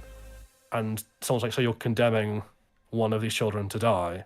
And he's like, yeah, I guess I am, because like, and like later on when he's confronted about it, and someone's like, oh, it's inhumane and immoral. He's like, if I do nothing, if I do something, I save lives. If I do nothing, like, let more people die. So I guess I've just been cursed with the ability to do the maths.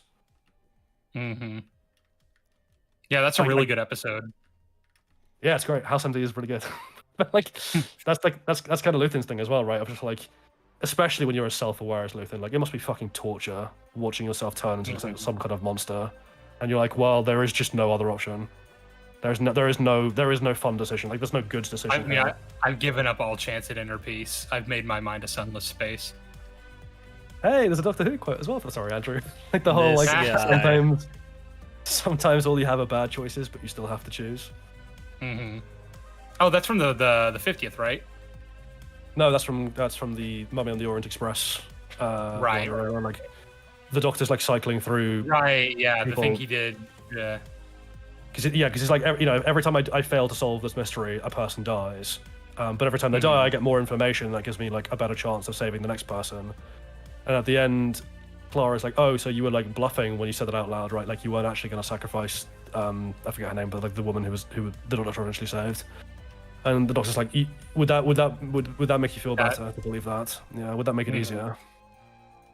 And then he's like, no, I was doing everything I could to save her, but I didn't know if I could or not, and if I hadn't, I'd have just moved on to the next one and the next one and the next one, until I beat it, because those were the only options. Like, I didn't have any good options in that scenario. I had to make a choice.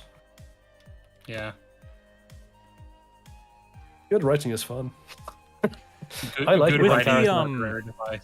With the season 2 idea, because I was thinking about rewatching Stranger Things recently, and their season 2 is like, it's not bad, but it's definitely not like as great. It's fine. Yeah. Like it's like a 5 out of 10. But that definitely feels like a show where Netflix was like, everyone loved this, more of this, please. Well, honestly, with that one, you can do a much larger just talk about sequel seasons in general, because obviously season 3 fucking sucks, and season 4, Jolly and I have both been on record saying is like a 6 out of 10. Like it is a good season of television. It's good, but like a lot of the flaws do still come down to like Netflix realized how popular of an IP this was, and they were like, make it bigger, make it more grand, make it cinematic, and it was like the thing that made season 1 so neat as a little thing was that it was just kind of it was relatively low stakes, right? It was one kid is missing, and like, you know, obviously there is this otherworldly threat, but like we don't know exactly what it is in nature and what it'll mean if we don't do something about it, or if we even do need to really do something about it, because like the only monster that we were actually encountering was one Demogorgon. And that's part of what made it work. It's what made it so charming.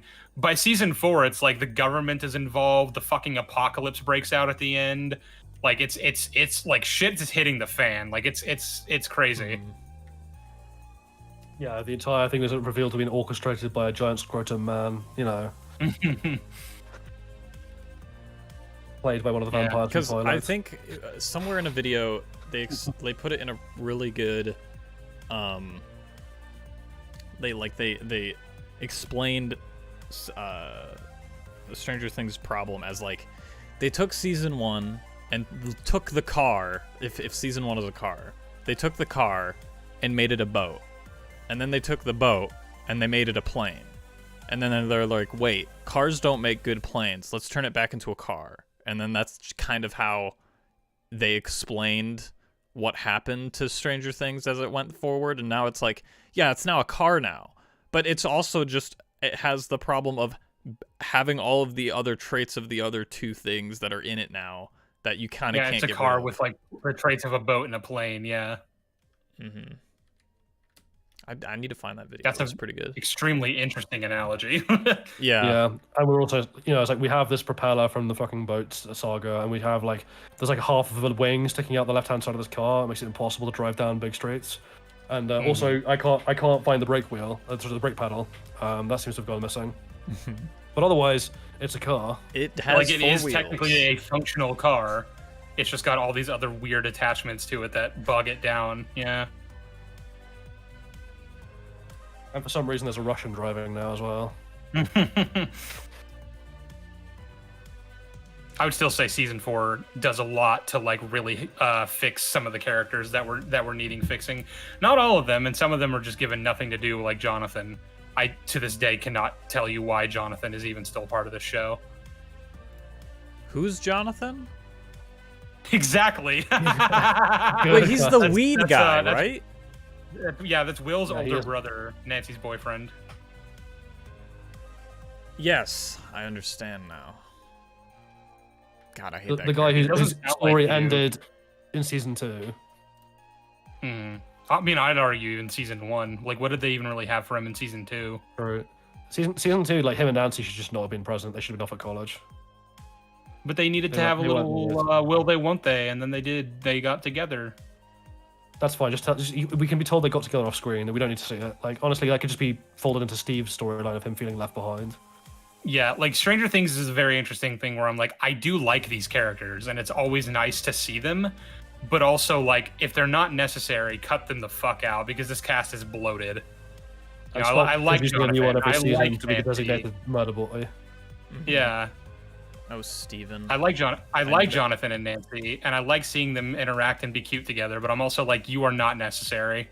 I need Steven to get a W in any way, shape, or form. That man... Andrew, I have terrible news for you. Yeah, he's dying. He's going to die in season 5. But like, he is the Brasso of season 5 of Stranger Things. When in season 4, when he's talking to Nancy and he's like, you know what, I've always wanted to have a family. I'm like, yeah, you're done. Yeah, they're like fucking Winnebago. He's like, yeah, take all the little mini Harringtons out. And I'm like, oh, okay, yeah, you're dead. You're not making it to adulthood, buddy. Goodbye. I love how he introduced the idea of like all these other kids with powers, and like, you know, they're like, oh, this girl has illusions, and like her arc was shit, don't get me wrong, but like what an interesting idea for her to be brought back in season 4 or something. And like, nope, she doesn't exist anymore, she's just gone now, and all the other kids were just killed off screen by like a giant evil monster man. Don't worry about it. And all the other kids inexplicably just have 11's power, so I guess 8 was just this weird anomaly. Yeah. God, that season 3. Season 3. That's all I gotta say. Don't like season 3. I like it how we're at the point now where like I actively just don't want good seasons to get second seasons because I'm like, you know, the overwhelming likelihood is gonna fuck it up. Yeah, this goes back to the thing we were talking about earlier, where it's like, if you're like, you can never really allow yourself to be invested in a season 2 of a show that you like, unless said show is like The Devil's Hour, where it's not got a lot of attention on it. Unfortunately, that just is the way of things right now. And unless that ever changes, like, I'm sorry, I love Andor. I cannot trust Andor to continue being good. You know? Unfortunately, it's not even just like, this isn't just contained to films and television. This is contained to basically everything in pop media. Like, we have the same thing with video games. They're like, you know, Alien Isolation is a game I fucking adore. It's so lovingly crafted, and like, you know, it's got its flaws. Don't get me wrong, but like, it's a wonderful game. And then like, it just didn't make bank. Basically, it just didn't make enough bank because of really shitty reviews by really shitty people who didn't get it. Basically, and then he got this huge cult following because everyone else, you know, over time, the general public recognized its brilliance. So we're like, yeah, this is great. We want more of it. But by that point, everyone's moved on. Studios are shut down. The gaming industry's like gone into crisis because like they basically have an accelerated version of what's happened to the film industry, where like greedy execs have just been siphoning money out of it and like firing everyone the second they can justify it to like pad their own bank balances, and it's just been horrendous. Like, it was like the last 2 years have just been a bloodbath in that industry. Like, it makes the VFX look fucking positively healthy by comparison, and that's saying something. But in the midst of all this, they're like, oh, people who liked Alien Isolation 2, there's an Alien Isolation 2 on the way now. And like, that should be a thing where you're like, oh my god, yes please. Like, oh, I really want that. But I'm just sitting there being like, none of the original team are there. And it's being made by a company with a really bad reputation under really unfortunate circumstances in the midst of a fucking bloodletting. Which company is it being made from? Creative Assembly. Oh yeah, it's cooked. Goodbye. Yeah, it's absolutely... It's not just cooked, it's roasted to the point of disintegration. Like, this thing is dead on arrival. That's how I feel whenever I see anybody like excited about a Blizzard game. I'm like, you guys know this is Blizzard, right? Like, well, the thing I find so amusing, which as like a summary of all this, is like recently, like the day before yesterday, or yesterday even, they released a remastered version of the Elder Scrolls 4 Oblivion, which was a game that came out in like 2007 or 8 or whatever it was. And like, I love that game. It is one of my favorite games ever, bugs and all. It's just delightful. And like the reception for this game, the remaster has been like fucking buck wild. People are going over the moon for it. But the reason is because it's a Bethesda game from before they fucked everything. That they've just made better graphics for. And so people are like, hell yeah, brother. Hell and then it's like, banana bread at work, dude. Hell yeah. Hell yeah. Yeah, but then someone's like, okay, but the same company are going to bring out like the next version of this, you know, the next installment in this series, like, you know, in Elder Scrolls 6, that'll be coming out. And I'm like, I just don't care. I have no faith that'll be a good game because I've seen Starfield and I've seen Fallout 4 and I've seen Skyrim and all the endless remasters of that, and they all suck. Yeah. So no, thank you. That's how I am with Baldur's Gate. Like, Baldur's Gate 3, I haven't played much of it, but it is good. And like, I saw recently they're like, we're gonna make another one, and it's like, hold on, it took so long to make 3 that you're just now just on a whim because it made money, you're like, yeah, we're gonna make another one. And it's like the company that made this one is just not there. They're like, yeah, we don't want to make another game because we want to like do something new every time we make things, because we want to keep things fresh. And I'm like, that's cool, you guys are cool. Baldur's Gate 4 is going to be a disaster, but at least you guys are like cool. Well, yeah, because so Larian Games, who made Baldur's Gate 3, it's not just they want to make something new. Like, they actively got fucked over by Wizards of the Coast and like other D&D, you know, all these like parent companies who owned the license to the game. Like, they just absolutely fucked Larian over. And Larian are like one of the last bastions of like they're almost like you know, that indie film studio that's still run by people who give a shit about art rather than profit. Like, Larian is that for video games. Like, they really care about making good games, and like to the point where I'm sure like you watched the last Game BAFTAs. Like, the studio exec of Larian came out and basically scolded the rest of the industry for being fucking cunts. Yep.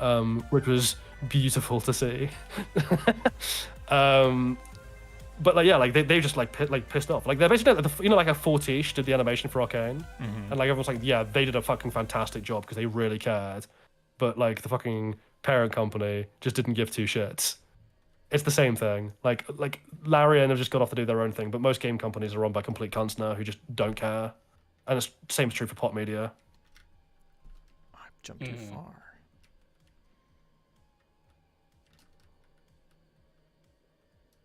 The kind of like systematic degradation that we saw, like, you know, because like there's always that canary in the coal mine that like comes first, right? And like with movies, it was like franchises, like, you know, Marvel was the big one, obviously, in terms of like becoming the glop shito franchise, but also like Transformers, endless Transformers movies, and the fact they split sequels and things like Harry Potter and Hunger Games. You know, these trends were on the wall for a while, and the same kind of thing happened with video games, where you had like endless Call of Duties being shoveled out every single year, or like endless FIFAs that were just like increasingly shit because they never bothered to update them at all. They just like glossed them with a new coat of paint and sent them on their way. That's where we're at now with filmmaking. Like, that is just Disney Star Wars. It's just like continuous. Here is the next bucket of slop off the conveyor belt. We've shoved some like paint on, like, ooh, look, Vader's back. Ooh, some key jangling. And like Andor was just like, Andor is the Baldur's Gate 3 of the Star Wars franchise. That's crazy. It's true. God, we're so fucked. Well, actually, no. Like, you know, to be fair, we're not fucked. Like these little indie ones that are great will still come out. It's just like you're gonna have to increasingly hunt for them, and I just don't think the mass audience is willing to do that. Is willing to put in that effort.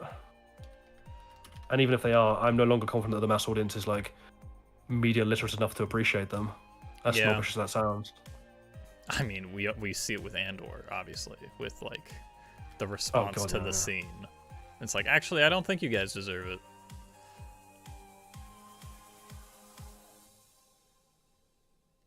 Oh, sadness.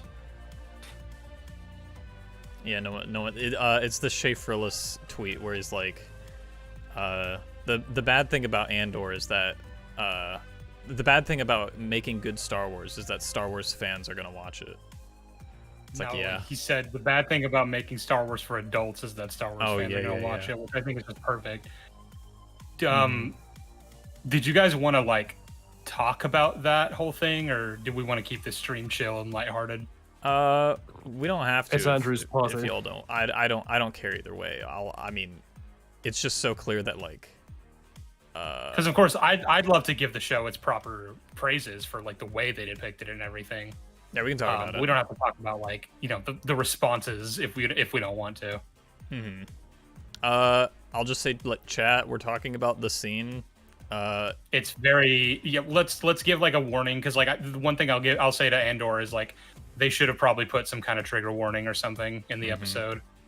So when friends of mine are gonna go watch it, especially like women or people who have like dealt with that in the past, I always want to be like, just, you know, be warned that they do have a depiction of sexual assault in the third episode, and it is a very, very realistic and like raw scene.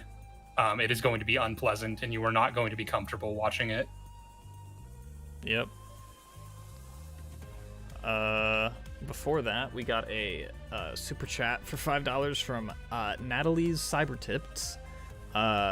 Andor is my favorite piece of Star Wars media in this day. I actually feel hyped to watch it. Yeah, like the ending, after watching the first three, like I was like, I have to wait a week to like watch more. And it's been a while. I guess part of me is kind of like, as much as I think it's a dumb release schedule, part of me is like, I'm glad we're getting 3 episodes a week, because like that's enough to satisfy me for at least 7 days at a time, right? Yeah, if I was only getting one, I would be like, please. I'd be losing my fucking shit right now if I only got 1 episode. I'd be like, I need more. But three is enough for me to kind of like sit and chew on, and I'll like rewatch them and kind of pour over them like I do with Andor.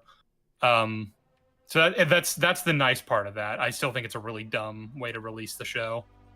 But yeah, I guess it makes sense in the sense that like it is structured as 3 acts. So like if any show you were gonna do that with, it would be this one, and like Arcane, because Arcane follows the same thing, or 4 acts, yeah.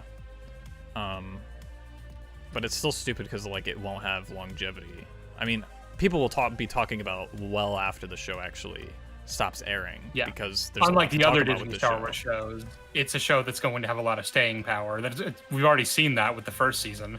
Because even before like marketing really got started for season 2, like people were talking about Andor for years after season 1 finished. Where like the same thing, so the same cannot be said for like Mando season 3 or Kenobi or even like the Acolyte. Really, I already just don't really see anyone talking about the Acolyte. That shit came out last year. Dude, I don't see anyone talking about Born Again. Yeah. Like, I forgot that show. I forgot I had a video I was working on for it. I don't even know if I'm going to make it anymore, because, like, I just don't care. Yeah, well, something I was saying to, like, in VC earlier was just, like, I was so passionate and fired up about this Born Again video I'm working on, and I am still going to make it. But, like, after the first arc of Andor Season 2 came out and was as good as it was, I was feeling very just content and satisfied with that, to the point where, like, my passionate rage at Born Again is kind of, like, simmered down a lot. Which it's nice to not be fucking angry right now, but also, like, it does make it a little more of a I gotta force myself to record these lines, and I gotta make this video now. Yeah. Well, I got done with the 3 episodes, and I opened like Google Docs to like write some stuff, and I was like, oh yeah, Born Again exists. I just completely forgot. Yeah. Daredevil. Maybe. Yeah. My anger for Born Again remains perfectly intact, so I will still be making that video the second I'm safely ensconced in my lads. Perfectly intact. I need this pure nugget of concentrated hatred that I'm nursing. The thing I was saying to Patrick when I first brought this up was, like, when Andor Season 1 was coming out, that was when I was working on my second Kenobi video. So there was kind of this connection there between, you know, what that, like, Andor Season 2 and Born Again don't really have. Because those are both Star Wars shows. Kenobi and Andor are both Star Wars things, right? So, like, I can be working on this Kenobi video while watching every new episode of Andor that's coming out and just get increasingly angrier because I'm like, fuck you, Kenobi, for not being this show. Yep. We got another $5 from Natalie's. I feel like Andor's actually escalates the terror of what living under the Empire is truly like, and why the rebellion took the time to grow. Yeah, definitely, especially with this episode, because, like, I mean, yeah, with the Cassian arc, it was like showing how disorganized the rebellion is, but also like shows why it like took as long as it did to really form itself into one cohesive thing.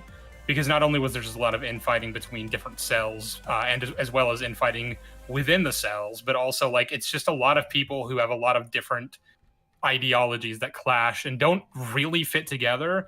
They're only commonly united because they have an enemy, right, that they can point to, and that's again like what Luthen recognizes with people like Saw, where he's like, these people have a use. They can be used to, like, I need their manpower, I need their resources, I need their intel, I need what they can bring to the table, but, like, they cannot be around when it comes time to actually establish a new order. I mean, you get that from episode. Well, that's Cassian's arc in season 1, where it's like, I am in this no matter what. Like, it wasn't even my choice to be in this, but now I'm here because, like, they took over Ferrix. Like, my friends have been hurt because of this, and I didn't even force anything to happen. Like, I was just, 2 cops came to me in the street, tried to rob me, and I killed them. In self-defense. Yeah. And, like, that just happened, and now I'm the bad guy, and it's just like, well, it's the thing that it's kind of the thing that Rogue One does, where it's like, it's not a problem if you don't look up. It's like, at some point you have to. Well, yeah, that's why Cassian and Jin's arcs, like Cassian's arc in season 1 and Jin's arc in Rogue One, are pretty good mirrors of each other, in that, like, Cassian also tries to just, like, not look up, right? But, like, when he does that, he gets arrested for no fucking reason, because, like, that's just what the Empire does. They're just like, there is no safe space. It's like, you look like you were part of it. Part of what? Yeah, you were running. I wasn't running. And why are you sweating? Because it's hot.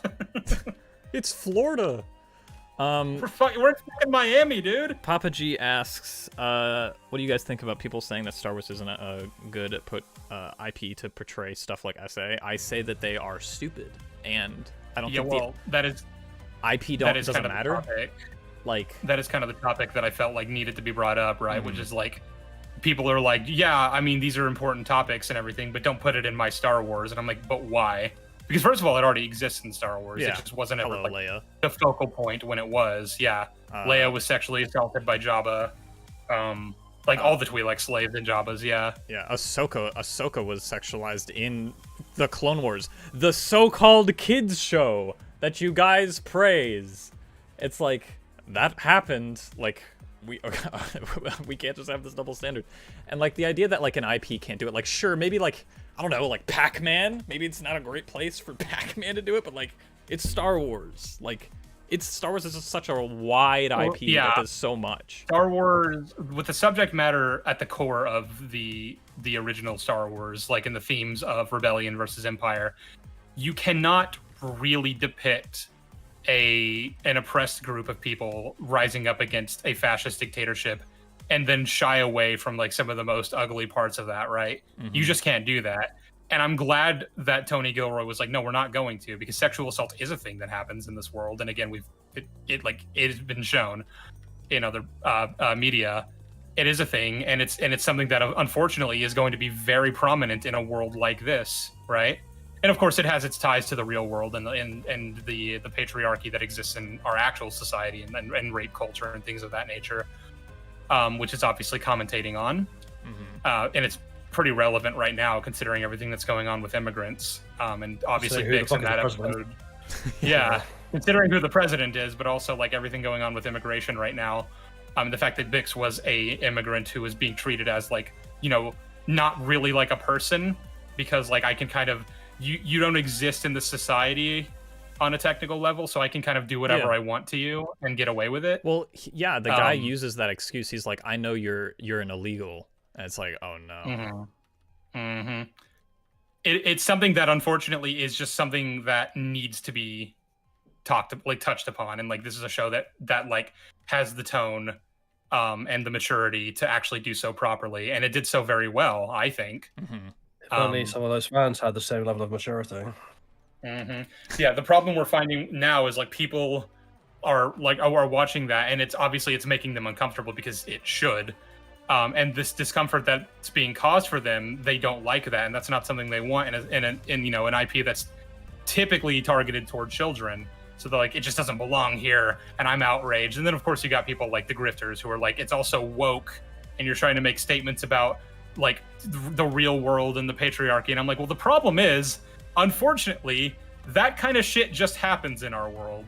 I'd like for it to not be a thing either, but until such time that the patriarchy is abolished, we can't just pretend that it's not there, right? We can't just ignore it. Well, it's not going to make it go away. It's a kind of more fundamental problem, right? Because it's a bit like, I mean, not to bring up a completely different political struggle, but it's kind of like when people talk about like trans people, and they're like, there's only two sexes, right? There are only two genders, there's a male and a female. And like, yeah, sure, that's what you learn when you're like 11 years old in a biology class, right? And the reason you learn that when you're 11-year-old is because it's a really complicated topic, actually, like the sexual spectrum, and like, probably beyond your capacities to fully comprehend as a child, given that you don't have the foundational knowledge to really equip you to deal with it. So they give you like a simplified version, and the idea is like you're going to go on later in life as you develop as a person, your mind expands to become like more aware of complications and like deal with like little inconsistencies in your world in a more adult manner, without just like freaking the fuck out and eating the floor or something. They will introduce to you the more complicated version of the idea, where they're like, well, actually, no, it wasn't really true that there's only two, because it's there's these little nuances to the idea. And it's the same thing with like Star Wars, right? Like Star Wars as a film saga is a general audience lensed version of a discussion about things like fascism and the falls of democracy and what it means to be a hero and things like that. And like, so it has to be appropriate for all ages, and therefore it is quite oversimplified in a lot of ways. But even though it's oversimplified, it is still, subtly perhaps, but it is still telling you that these things exist. It's just giving you a slightly stripped back version of them, so that the children in the audience do not get overwhelmed or terrified or traumatized or whatever. The expectation being that like as an adult, other media, in the case of George Lucas, because I don't think he ever wanted Star Wars to be like this serious.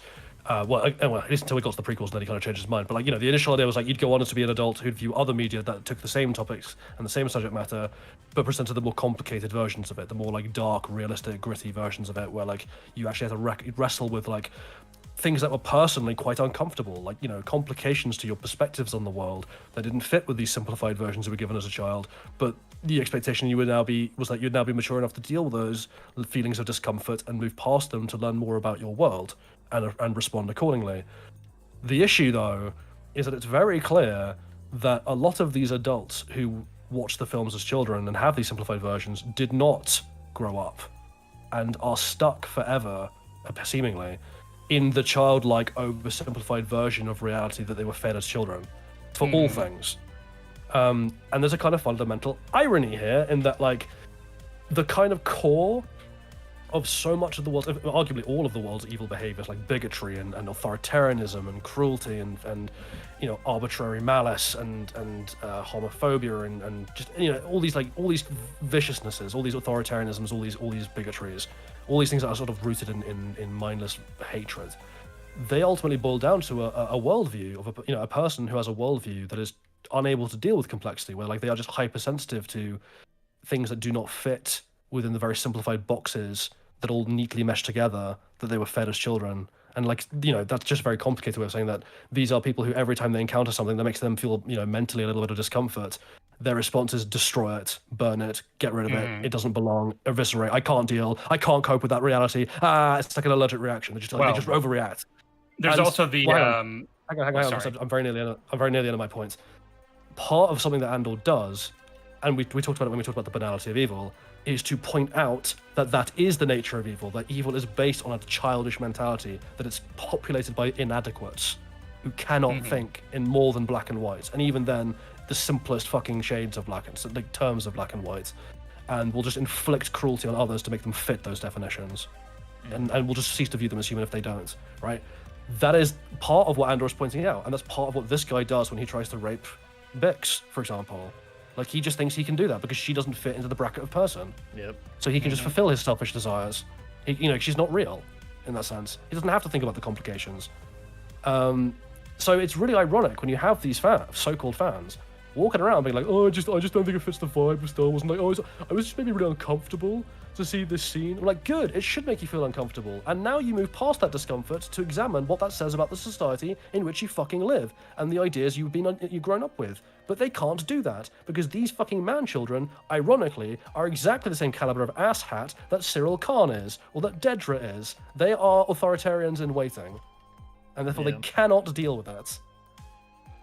Yeah, and it's like, I don't understand what these people want. And like, you have the like, oh, you want SA in your entertainment, and it's like, I don't necessarily want it, but like, also entertainment isn't always supposed to like. There's a difference here between like entertainment and define art. What you mean by want, because like, do I want to see someone get raped on screen? No, I don't want to see someone get raped on screen. Do I want a show with this level of maturity and tone to like tackle subject matter that it's necessary to tackle, both thematically for the art that it's trying to convey, but also to like, sort of shine a light on something that people in our society want to just ignore? Yes, I do want that, actually. I want that very much. Also, you can play this game with any serious topic, right? So it's like, oh, so you watched Saving Private Ryan, and you see like a guy get his face blown off by a grenade. Did you enjoy that? Did you like that? You sicko! And like, of course I don't enjoy watching people die horrifically. That's the point. It's not supposed to be enjoyable in a kind of like childish sense of that word. It's supposed to be something that I artistically appreciate because of what it's trying to tell me. And the way it's the joke from one of our streams where Southpaw was like, I don't enjoy Schindler's List, and we're like, you don't enjoy Schindler's List? And and we thought he meant like he thought that it was bad or whatever, and he was like, no, I think it's a good movie, but like I don't think you're supposed to enjoy that movie. And it's like, well, yeah, I guess not. You really aren't. Yeah, I don't come away from like, if you're only oh, go ahead. So if your only understanding of a film being good is that it made you feel all warm and fuzzy inside and like made you do the hand clappy noises and like bounce up and down in your seat, you are a child. That's a child's perspective, a very young child's perspective on the world. There's this unfortunate mindset that people have that the only point of a piece of art or like a piece of media specifically is to entertain you.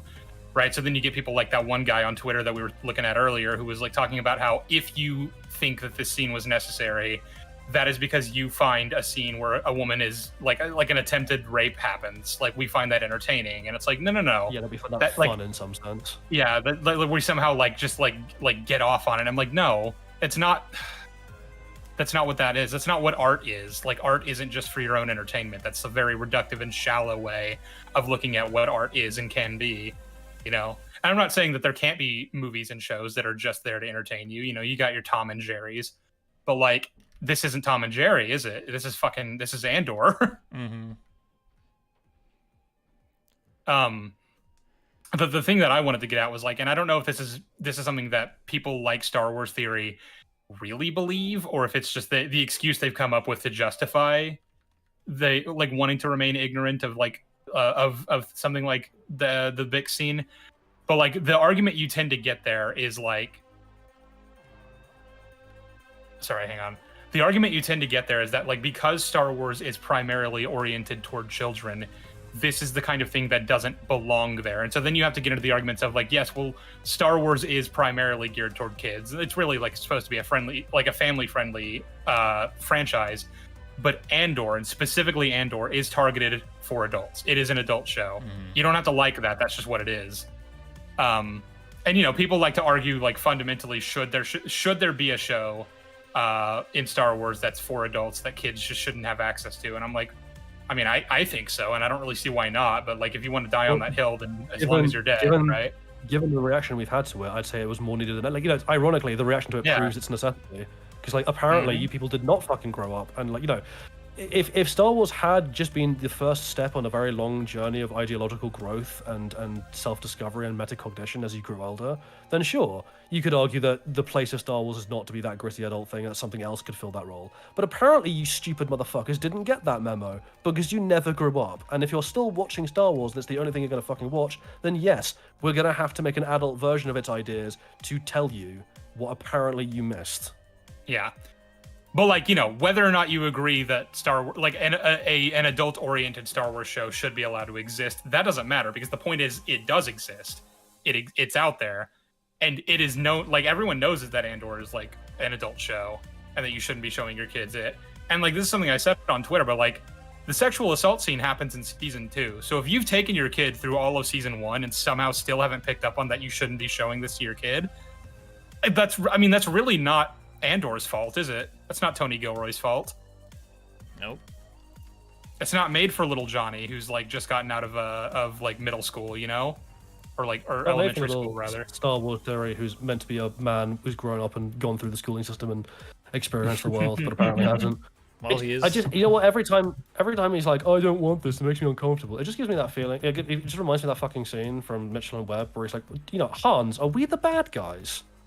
It's like, yeah, kind of.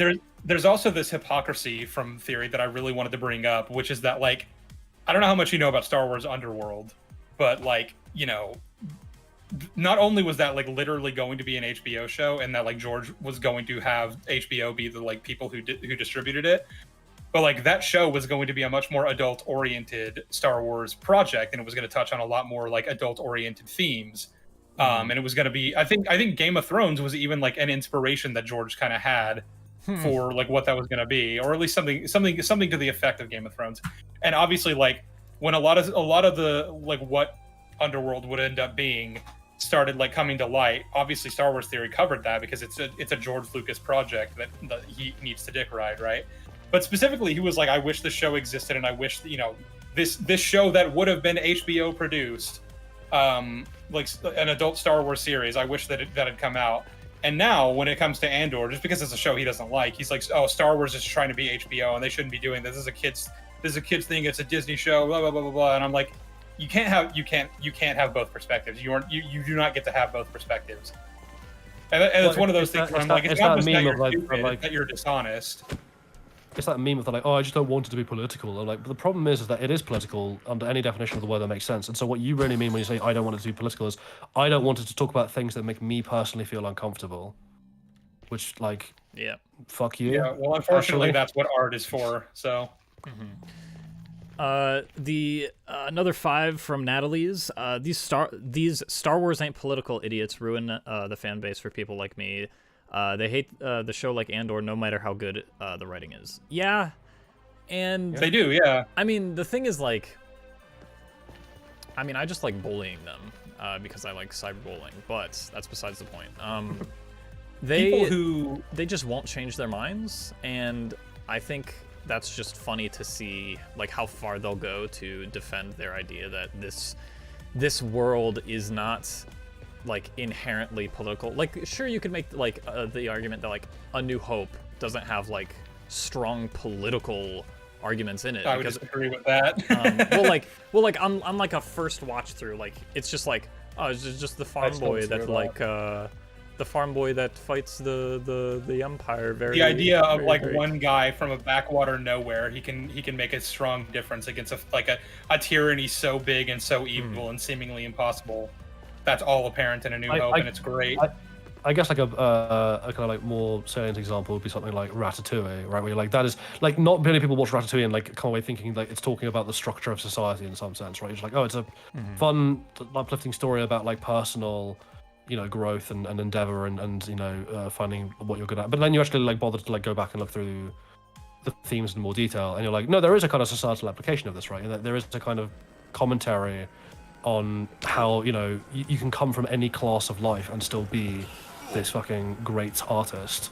You know, like the art is not something reserved for some kind of rarefied echelon of you know, the top cream of society. You can be a literal rat and be the best chef who ever. But like, you know, I mean, like that is intrinsically a political statement, right? Because like it's commenting on the structure. Not everyone can cook, but a good cook can come from anywhere. Yeah. Yeah. Revenge of the Sith was literally about the descent into fascism. Yeah, like, and the thing is, which is the thing that we just meme on them for, is the reason they don't like it now is because there's no lightsabers, there's no action or flashy action sequences. I agree to an extent, but I also think an unfortunate amount of it is that a lot of them sympathize with the Empire. They don't like it. Yeah. Like, not even like an overtly, like, you know, they're like, oh yeah, Empire bad, and I want to see Empire be overthrown. But like, then they'll also say things like, oh, you know, they're using Andor as an excuse to demonize people who are anti-immigrant. And I'm like, no, we're pointing out what that kind of ideology leads to. The fact that you can't seem to recognize that fact tells me that you are the bad guys in this situation. You sympathize with the Empire. Well, like, I forgot what I was gonna say. Go ahead. I just like forgot within a second. I was gonna say, I remember being accused of right-wing dog whistling for saying in my Kenobi video that I wanted more nuance to do with, like, people being in the Empire who aren't necessarily bad people, at least in the strictest sense of, like, they believe in the Empire because of the sort of benefits that it brings for people, right? Because, like, that is just a thing. Even a fascist dictatorship is going to have benefits. Like, some people are going to prosper underneath that who aren't necessarily like the elite and the wealthy and like just generally like horrible people. The Empire is going to be better for some people. That's just how it's going to work. And so some people are going to support it, even despite actually being good people. And I wanted some nuance to do with that. And again, Andor has actually done that in a pretty interesting way. But you know, ultimately at the end of the day, it is still the Empire. They are fascists. They are anti-immigrant because that's what fascists would do. They are, you know, going to be comprised of a lot of like insecure man babies who see a woman they find attractive and know that they can do whatever they want to them and are going to be like, well, I'm going to rape her. Like, that's just going to happen. You're going to get people like that in the Empire because that's the kind of thing, that's the kind of culture that the Empire will naturally breed. And like the idea that people are just like, but the Empire doesn't stand for it. It doesn't matter if they stand for it. It's like, if that culture allows for it, like, they don't also, care. They do stand for it implicitly. That's the point. Right? Whether or not they explicitly have a rule about it is neither here nor there. Because, like, yeah, I can't imagine that they are going to explicitly have a rule being like, yeah, feel free to rape people. But, well, you know, again, implicitly, this is in our society, rape is illegal, and yet, yeah, like this. The whole point of like in the Empire and fascism is that it is a society fundamentally built on the basic principle that might makes right. That the law is just whatever the strong say that it is. So, like, you know, and the strong exploit the weak, and that is the role of the weak to be exploited in service to the strong, because the strong have the natural rights. And if that is the fundamental, like, philosophical bedrock of your society, that is going to breed people who take it in every direction, right? Who are like, I am the strong, you are the weak. I have power over you. Therefore, my matters, my desires, my will matters more than yours. You are the weak. You are here to facilitate and service me. That is the natural order. And like that is justified by the ideology of the Empire. I don't give a shit whether the Emperor's has written an explicit rule to that effect or not. That is the culture. That is explicitly the culture. But also, like, saying that Palpatine or Vader wouldn't stand for it, it's like, who the fuck are you talking about? Yeah, like, who are these they'll really care? People? Palpatine does not give a fuck. He does not give a... And, like, Vader, we've talked about Vader. Like, there is some nuance to that discussion as well, where it's like, yeah, Vader's ultimate goal in any given situation is going to be, you know, you guys are my subordinates, you're going to achieve this objective, and if you do anything that deviates from that, I'll fucking kill you. So, like, yeah, if he was trying to, like, sack a city, and then, like, he ordered an officer to go do this thing, like, you know, secure this post or whatever, and then he found him, like, an hour later just, like, raping someone, he'd be like, what the fuck are you doing? This is not what I wanted you to do, and he would kill him for that. That's not the same thing as him having some kind of moral objection to it. That's insane. Yeah, Vader has absolutely no moral objection to rape as in the context of, like, he doesn't care. He really just doesn't care. All he cares about is his perception of the greater good, which is brought about by order, and that's brought about by people following his damn orders when he says, as efficiently as possible. Like, you are not a person to him. You are a cog in the machine, and if you stop functioning, you are going to be removed. Yeah. A team is only as strong as its weakest link, and if you disobey me, you are the weakest link. Yeah.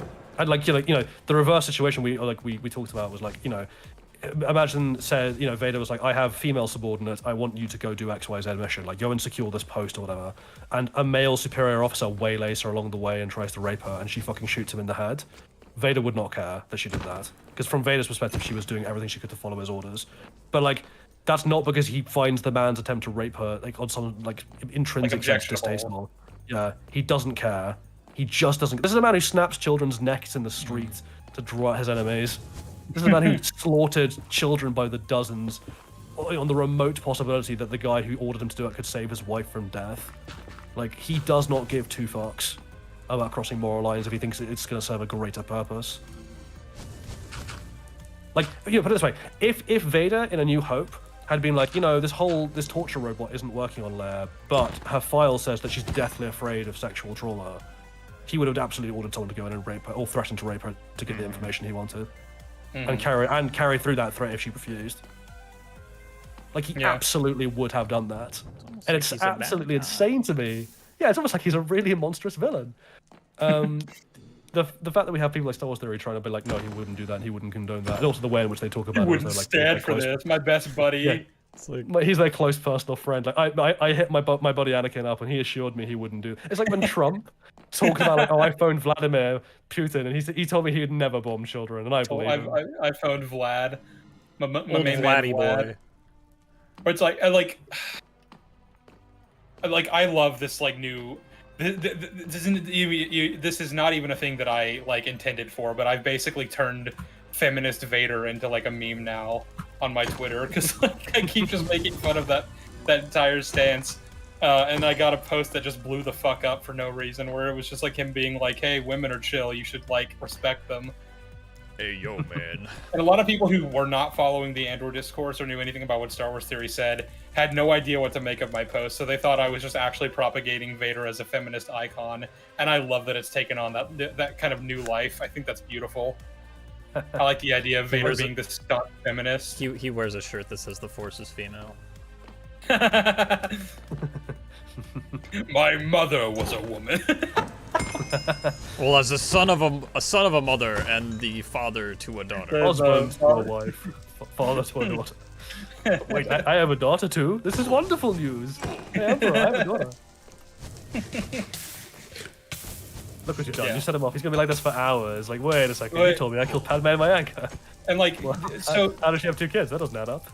The example you used though, where you were like, yeah, if Vader felt like threatening to rape Leia or like have someone rape Leia, like if that would have achieved the objective of finding out about the location of the rebel base, like that's an interesting example to use too, because what actually happens instead of that is he tortures her. So I guess there's also this topic that I feel needs to be discussed, which is that like there are really bad things that you can do to a person. Like, I'd say, like, in the top 10 worst things, like, sexual assault is up there, but so are things like torture and murder and slavery, right?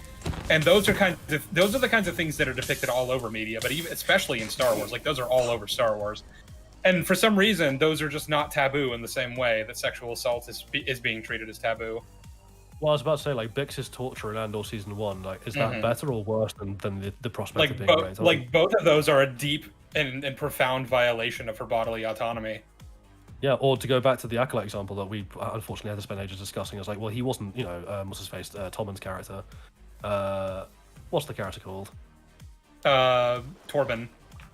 Yeah, like, Torben was not physically raped, nor was it suggested that what he went through was in some sense like experientially similar to being physically assaulted in that sense, but he was absolutely violated in the most profound way in his mind, without his consent. So yeah, that is a form of rape, and like that is just as bad. It's like, yeah, I don't know. There is like a kind of weird idea that like sexual crimes are like somehow. Yeah, that does make it even worse. But yeah, but you're right, Chief. There's kind of this weird thing that like sexual crimes are given like an added level of taboo, and I'm like, I don't know, man. Murdering children is pretty bad. Genocide actually is not great. Blowing up an entire planet filled with billions of people, not great. Someone should make an edit of Star Wars to like clown on these people and just be like, Star Wars if it was morally okay, and it's just like the opening where the ship comes in, there's no blaster shots, and then it just immediately cuts to the end of the Return of the Jedi, and it's just like, there you go, buddy. Yeah. You could be really controversial leaving the incest kiss just to fuck with people. They're not doing anything wrong. I mean, morally speaking, they're not. It's not like they know. Just put that in, and then just like zoom in on Han's face, and then cut the credits. No. Yeah, you zoom in on Han's face when Leia tells him that they're brother and sister in Return of the Jedi. He's like, what? Yep. What? Nah, I know that sounds bad. My game is not okay. It's lagging. But yeah, there's this kind of like idea that depicting sexual assault compared to things like murder or slavery or torture is somehow like more atrocious, and I'm like, on what basis? Like, where are you getting that idea? No idea. I made it up. I was about to make a really dark joke. I'm not gonna do that. Someone asked earlier, thoughts on the phrase "all art is political." I don't agree with it personally, but I can see where people are coming from when they say it. I think in order for art to be in any way have like a well-defined merit to them, yeah, it's for it to be art. Like the Minecraft movie isn't political, but it's also like not good at all. Like it says nothing. And like, I'll even use like Twisters as an example.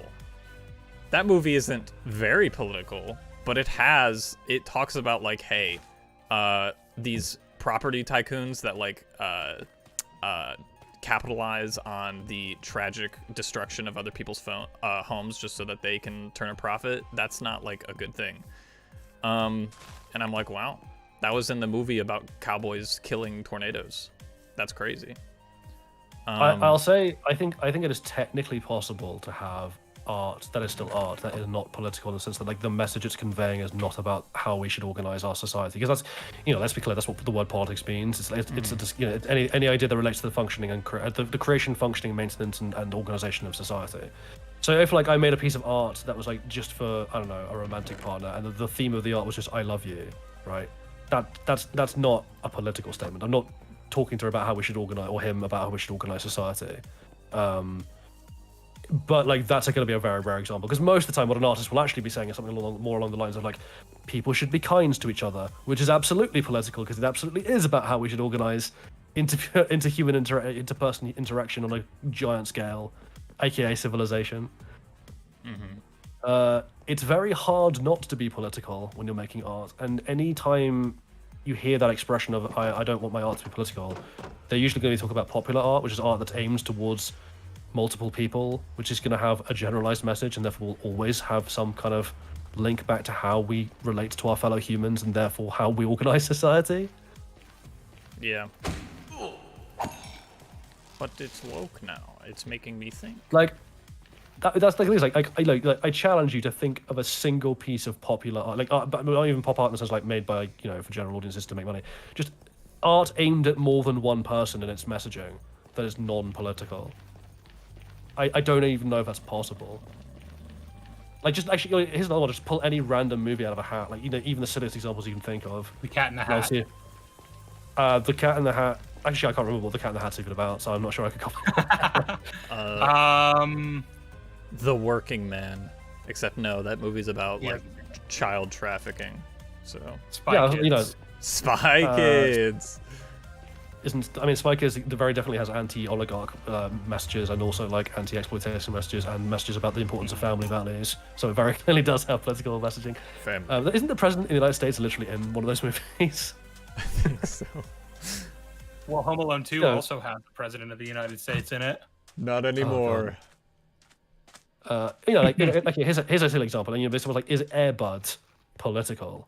And I'm like, yeah, kind of. Because it relates to like messages about societal tolerance and like what really constitutes like ownership in especially of sentient creatures in society, like what grants a person the rights to take care of another sentient creature that's like dependent on them. I don't think I ever watched Air Bud. Is it a legal document? But I definitely watched the ones they made about the kid, like the Air Buddies. Yeah, Air Buddies was the one. There's more than one. There's more than one Air Bud as well. I remember. Oh, okay. I'm pretty sure Air Bud 1 is the only one that's like a quote-unquote serious movie, though. The rest were like Disney spin-offs. But yeah, I remember that. I remember. So many. I remember the scene where the kid was like trying to tell them to go away because he just like couldn't keep him anymore, and he was like, "Don't you see? I don't want you anymore." And he was like saying really hurtful things to him, obviously to like make him leave. But I was just like, "No, stop." He's a good boy. Yeah, I love that dog. Be nice to him. There's no rule that a dog can't play basketball, so fuck you. Y'all got no something laws against a dog against that knows Pokemon, ball. man. I can do whatever I want to that thing. There's one line in that movie that I don't know why it's always like stuck in my memory. I always remember it, which is like it's on the basketball court and the opposition guy's like, "Does he dribble?" And the guy's like, "No, but he might drool a bit." God, the Air Buddies got superpowers at one point from an alien. I remember that. Oh, yeah. I didn't. Even as a kid, I wasn't really a big fan of the Air Buddies movies. I thought the dogs were cute, I guess, but like I liked Air Bud. I've never seen Air Bud. I've only seen the children. Yeah, well, you haven't seen a lot of movies, so I don't. My favorite one on the grifters, I don't like my art being political one, is I remember someone telling me that the 1997 Mulan movie isn't political. Like, Excuse me. That's a take. That's a take. You can say that if you want. You're technically allowed to string those words together in a sentence. There is no law prohibiting you from saying this yet. Yet there should be. It's questions like that make me wonder whether democracy is an inherently flawed enterprise. Free will was a mistake. I like the idea that you can watch that movie where the whole thing is like that ending scene where the Empress like scolding quote unquote Mulan, and he's like you ran away from stole your father's armor, ran away from home, impersonated a soldier, dishonored the Chinese army, dishonored the city, destroyed my palace, and you have saved us all. And be like, yeah, it's not political. Don't worry about it. It's fine. Nope. Someone said Snow Buddy's movie actually caused a lot of dog deaths. I hope that's not true. I don't like that. No. I would not be surprised. That movie is pretty I guess intense for dogs, I would assume. Cause like they just got puppies in the snow. It's like that's a lot. Oh, I don't. Oh, please don't tell me this. No, they're puppers. You shouldn't. No. People who mistreat animals deserve nothing, no mercy. Fuck those people. I believe in the idea that how you go to heaven is based on animals that have died.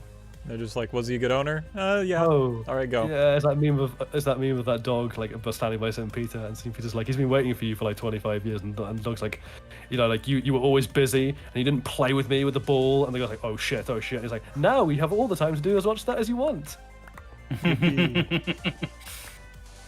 I thought that was about to be like a really sweet like story, but no, it just turned out it turned into the funny.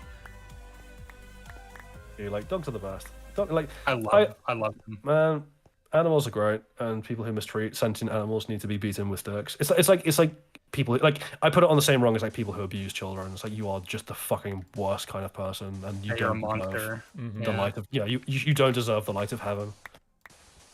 Yep. And then like a very close third is like people who misunderstand Boromir. That they also wrong in hell. Or Steve Harrington. Yeah. It's like you go on a date and you're like, so what do you think about Boromir, Captain of Gondor, son of the Steward? How do people misunderstand Steve Harrington? I don't know. People, well, for some reason, well, actually, I'd be curious, Andrew. What's your take on Steve from season 1? Just from season 1.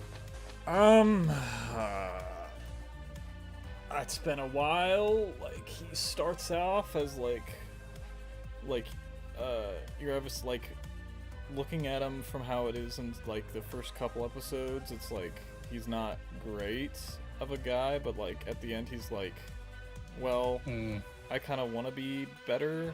I don't remember. It's been a long time since I've seen it. Like he's not like there's nuances to it. Yeah, it's not like I wouldn't say he's like a great person, but also he's not like a bad person like people like to say. Like out of the friend group that he had currently, he's probably the best one. Well, that's not saying much. I don't know. Like the issue that like Jolly and I have with a lot of people when they talk about Steve in season 1 is that they're like, yeah, he was just the douchey jock and like a terrible boyfriend and blah blah blah blah. And I'm like, no, not really. Because like if you actually look at the context of like basically every interaction he has with Jonathan, for instance, it's like he found out that Jonathan was stalking him and his friends at a pool party he was having and took pictures of his girlfriend when like half nude, and like yeah, he broke his camera. I'd have fucking broken his camera. Yeah. Yeah, fuck that guy. And like yeah, we're watching this from like Jonathan's underdog perspective, as like, you know, he's in a very vulnerable place right now since his brother's missing. But like, so yeah, we're meant to be like, oh, what a dick, but it's like, no, but if you actually think about the context, like, no, not really. Not at all, actually. There's like two douchey things that Steve does, one much more so than the other. The first one is like when Nancy's worrying about Barbara, right? And she's like, oh, you know, Barbara's missing. And Steve's first thought was like, oh shit, if the cops talk to me, they're going to find out I used the house and like my parents are going to fucking kill me. Which is like, it's a little bit insensitive, but also like, yeah, like... That's just like a scared kid, like not wanting to get in trouble with the cops and with his parents. That's a kid who has like, doesn't really understand the context of like what he's saying. Like doesn't really understand the full ramifications of the thing that he's talking about. Yeah, he's not thinking, oh my god, there's a person missing who's actually in serious danger. He's just going, oh my god, I'm gonna get in so much fucking trouble. And it's not because he's a bad person, it's because that's just the natural reaction of a child who doesn't really understand the seriousness of the situation. Yeah. The actual only douchey thing he does, and again, like there's context here, is he doesn't do anything while his friends write Nancy Wheeler the slut on the cinema showboard. Sign, yeah.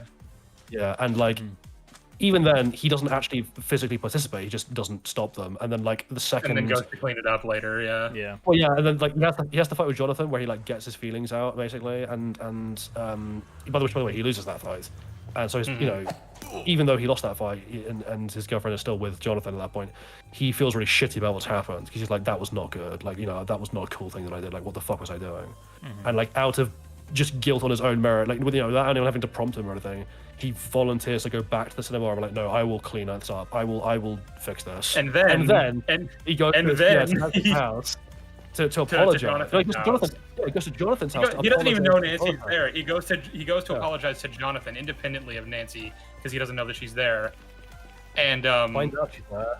Yeah. He finds out she's there, which obviously, you know, he's not the happiest about, and he goes back into his car.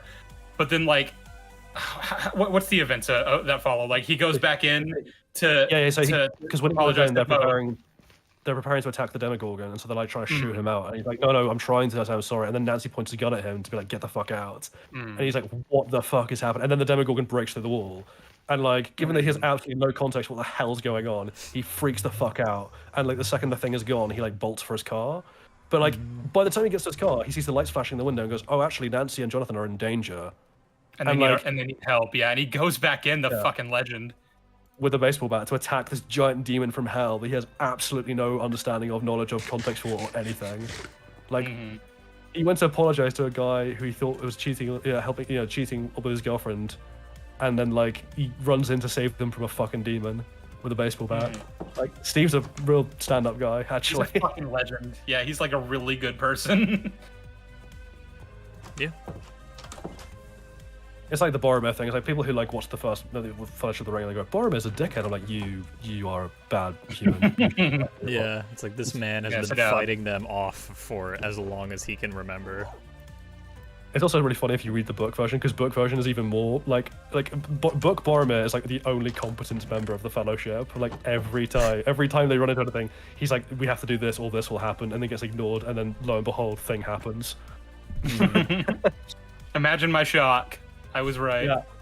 But like, we're gonna climb Caradhras, and he's like, the hobbits are like 4 foot tall. They're not gonna survive in the snowdrifts up there.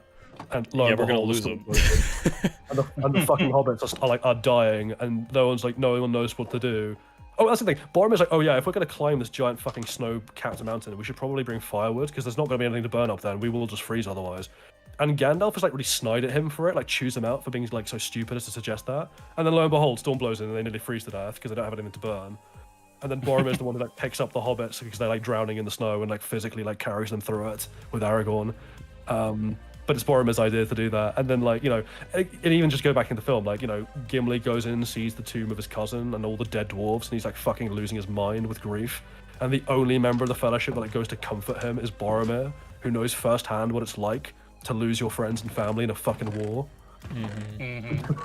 Like, Boromir is the one who trains Merry and Pippin to fight because he knows they're gonna need to. He's the only one who doesn't treat the hobbits like a burden and actually makes friends with them. Like, he's the one who tries to encourage Aragorn to like take up his destiny as king. Like, he's just a fucking legend, Boromir. It really annoys me that people shit on Boromir. They will not make it in the winter. They will not survive the mountains of Moria.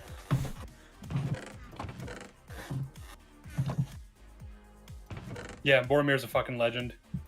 We love Boromir. Yeah.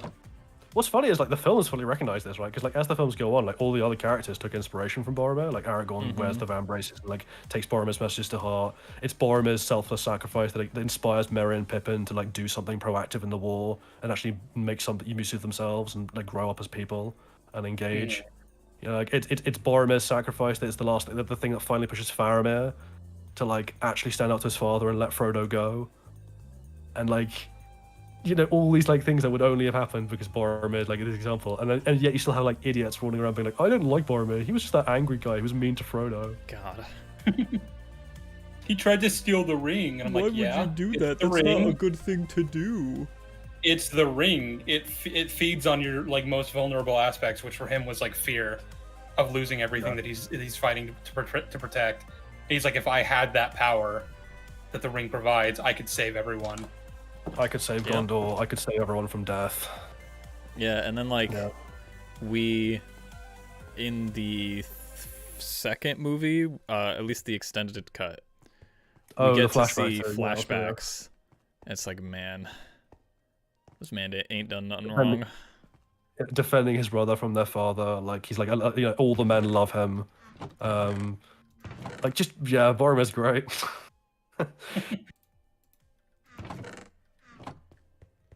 If you don't like him, we beat you with hammers. We will kill you. That's just like I guess in the other direction, right? Because like again, this is the one that Chuds love, and they're like, "Oh, Paul Atreides, what a legend." And you're like, it's like, okay, guys. Oh, Steven just messaged me. He said, when Gandalf dies, Boromir is the one who says, "Give them a moment for pity's sake." Yeah. Also, he's the one who carries Frodo out of danger when the arrows are flying in at the end there. And like, not to bitch slap on Aragorn, because obviously Aragorn is right; they have to move. Aragorn is being pragmatic in that moment, but also like, Boromir is the one who's like seen, he's lost friends in war before, and like he knows exactly how fucking shit that is, and like the hobbits just lost essentially their father figure in this mission. So he's like, you give them a fucking moment, man. Like, lock in. That's the thing. Then they all go to like fucking Lothlorien, and like Galadriel like shows them all things in their head, and like with like Frodo it's like, you need to do X, Y, Z. With Aragorn it's like, you need to become king. With Boromir it's like, here's a vision of the total destruction of your city and the death of everyone you love. Yeah. Maybe. I would certainly act completely rationally when tempted by the One Ring, having had that vision put in my head. Well, yeah, and what's funny is like even after that vision, like actually, what he's like his first reaction is to open up to Aragorn about his insecurities, and like, that's the the great little bit of dialogue where Aragorn's Boromir's like telling him about it, Gondor, and he's like my father is a noble man, but his rule is failing, and our people lose faith. He looks to me to make things right. I would do it. I would see the glory of Gondor restored, and then he tries to have this nice little moment of like camaraderie with Aragorn, where he's like, "Oh, have you ever seen the White Tower of Icthelion standing like a silver spire, catching in the morning lights?" And Aragorn's like, "Yes, I've seen it." And Boromir's like, "Well, one day both of our paths will lead us there, and the Tower Guard will take up the call that the Lords of Gondor have returned." By which he's explicitly saying, "I now recognize you as king. Like, I recognize that you are the king, and I'm willing to follow you." And then Aragorn, like, basically, like the very next day is like, "I would not take the ring within 100 leagues of your city." Yeah. Like, fuck you. Cause fuck your and fuck Gondor. Because like Aragorn is like scared of taking Yeah, up he's scared. the mantle, because like he's the last one of his line, and he knows what's happened in the past, and like I can, man, like imagine living, because he grew up in with the elves In Rivendell. yeah, and with like Elrond, who's very anti-human. yeah, and he's like, your people are terrible, and I hate all of you. But you're gonna be king one day, and I will probably hate you. But you know what? You're here right now, so eat your cereal. My daughter that way. You creep. Yeah. Yeah, that's the thing. It's like, there's a big, literally in the place where he grew up with Elrond, who's like, men are weak and pathetic, and like evil only survives because of their weakness, and they're all corruptible. And there's like fucking painting on the wall of like Isildur, who like is like the fucking emblem of that problem, and like the ring only survives because Isildur didn't destroy it. And even the broken sword that is a constant reminder to Aragorn of like his failure to live up to his kingly duties because he's terrified of failing in the way that he thinks all men are gonna fail. And then Boromir turns up, and Boromir is like pushing for kind of rasher actions because of the desperation of the situation, and is like acting in like is susceptible to the corruption of the ring because of the fear of losing everything he loves. And so Aragorn just treats him like absolute shit, only for Boromir to like turn around and like lay down his life selflessly to save the lives of people who are quote unquote worthless, because he is such a good person, and because he's so ashamed of his one moment of weakness. And like, yeah, it's Boromir is fucking great. And then you have the great scene with Aragorn comforting Boromir as he dies, and Aragorn realizing like there is strength left in men, and that men are fundamentally good and redeemable, and like that there is something positive there worth fighting for that he should honor. And then like he honors Boromir's example going forward, like he constantly he wears his van braces. Like Boromir is like the example to Aragorn that men can be good. Tearing up right now. Statement just sent an image. I'm gonna show it on screen because it's really good. It's the parallel between Season 1, Episode 3 and Season 2, Episode 3, where Marva was staring back at Child Andor, and then Andor is staring back at Bix. Yeah. It's so good! Peak Themes. Yes, no, way. Very good. God, this show's good. It's like poetry, it rhymes. Unfortunately, this does only accentuate the doom that is being spelled for Bix here, where it's like, yep, she is being thrust into this new life. This is like a start of a new journey for her, but it's a journey that's not going to end well for her.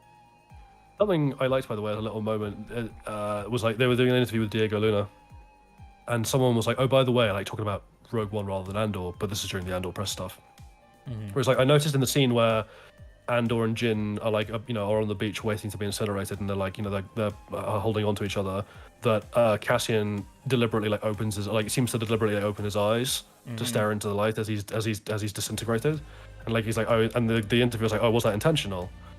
And Diego Luna's like, yeah, no, that's completely intentional. That's meant to be like Andor's moment of peace, right? That he's opened himself entirely to the light and accepted his own death and the role that's going to play in bringing about like the salvation of everyone. Like he is. That's like probably the first time in literal years that like Andor has been totally at peace. Yep. I won't have peace. I'll be worried about you all the time.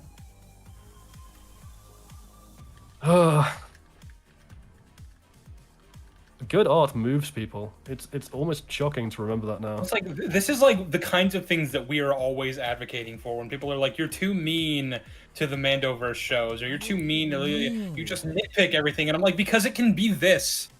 And when I say it can be this, I don't mean every show needs to be like Andor. Not every show needs to be gritty and dark and realistic and mature and adult. But like, it can be profound art. It can be good stuff. It can make you feel things. It can actually like say something meaningful and substantive. And it's like, it doesn't have to just be vacuous, themeless drivel. It can do more. This is what we want. This is all we're asking for. We are just asking for a bit more. Yeah. I just want you to think.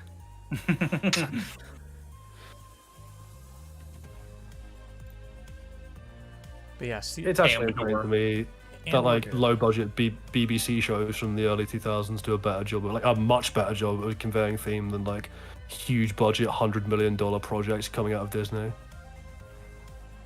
It's just absolutely insane to me.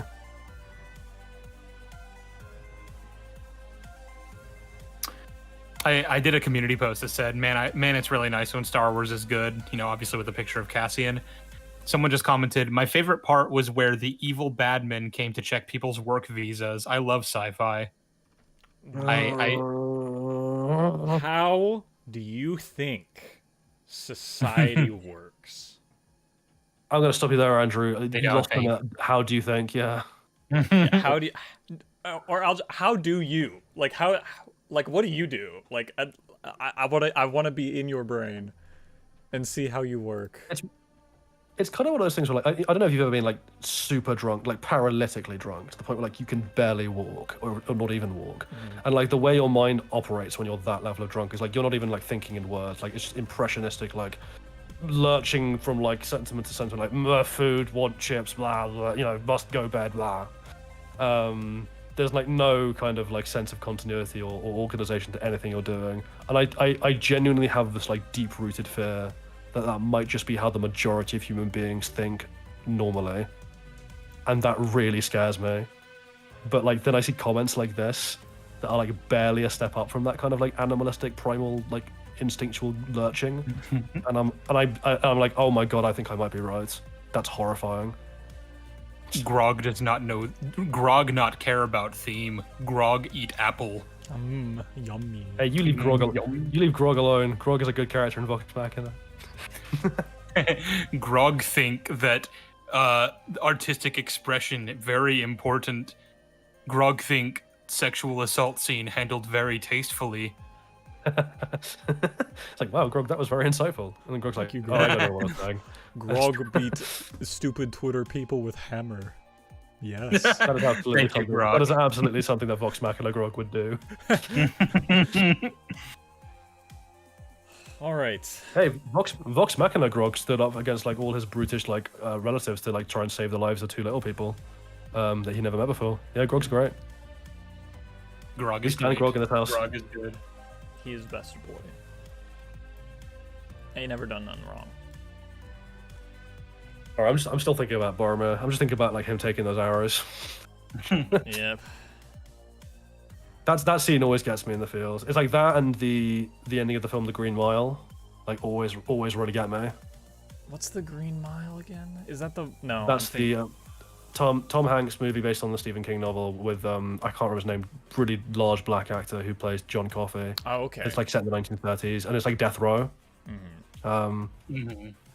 And like the premise is like John Coffey's like this giant black guy who's been accused of like killing two children, but actually he didn't. He's like a really like simple-minded as well. He's got the mind of a child. And like he also has like this special power, like he can heal people like almost like miraculously. And the reason he was like standing with the girl, it's the reason he was like at the girls' bodies was like he was trying to save them. And over the course of like the film, the prison guards on death row become aware that like this guy is like special, that like he isn't, you know, he's innocent, and that he's like basically like semi-divine. And like the ending of the film is like they they have to fulfill like their legal duties and like send him to death, send him to his death, because like that's just there's no reprieve for him. Even though they know he's innocent, and even though he's got like the mind of a child and is like a really decent guy, and yeah, the way they film like him being walked to the electric chair and put in the electric chair is like, it always really gets me. It's really hard to watch. Yeah, Michael Clark Duncan, thank you, chat. But yes, chat. Andor season 2 good. All of you should watch it. I'm going to end stream now because I have another stream with Daigen where we're going to talk about another great season of television, The Last of Us. I will not be joining you for that one. You can dig through that mess of horror on your own. But yeah, we'll be there. Square. I have no idea. I have no idea when he said 11. Quadrilateral thing. It's 11:10 right now. I'm just gonna No, send it's y'all not. It's to. 10:04. Oh, true. I'm just gonna send y'all It to is his 10. YouTube channel, and y'all can just invade him. Zerg rush him, as it were. Like the Jump zombies him. in episode 2. Wait, that's his Twitter. That's different. Hold on. Here we For a second, I thought you were referencing Ahsoka because they also had zombies that Zerg rushed the characters. You know what? Honestly, that might have made more sense than The Last of Us's town defense. That was Anger. painful to watch. My comment to Southpaw was like, that scene is competing with the Siege of Winterfell for like stupidest defensive scene in history. All right, I've sent the link to Daigen's channel. He'll be live in like a couple minutes, so it should be good. Daigen has a channel? Yeah. Yes. Where did you think these live streams were going to be taking place? Just gonna host them in the Aether. He was I don't know. simply prey. I thought he was just gonna like be facing his window at home and like doing it to the street outside. But all right, chat. Good talk about Andor. If next arc is bad, it was good while At least we had lasted. this one. Yeah. Goodbye.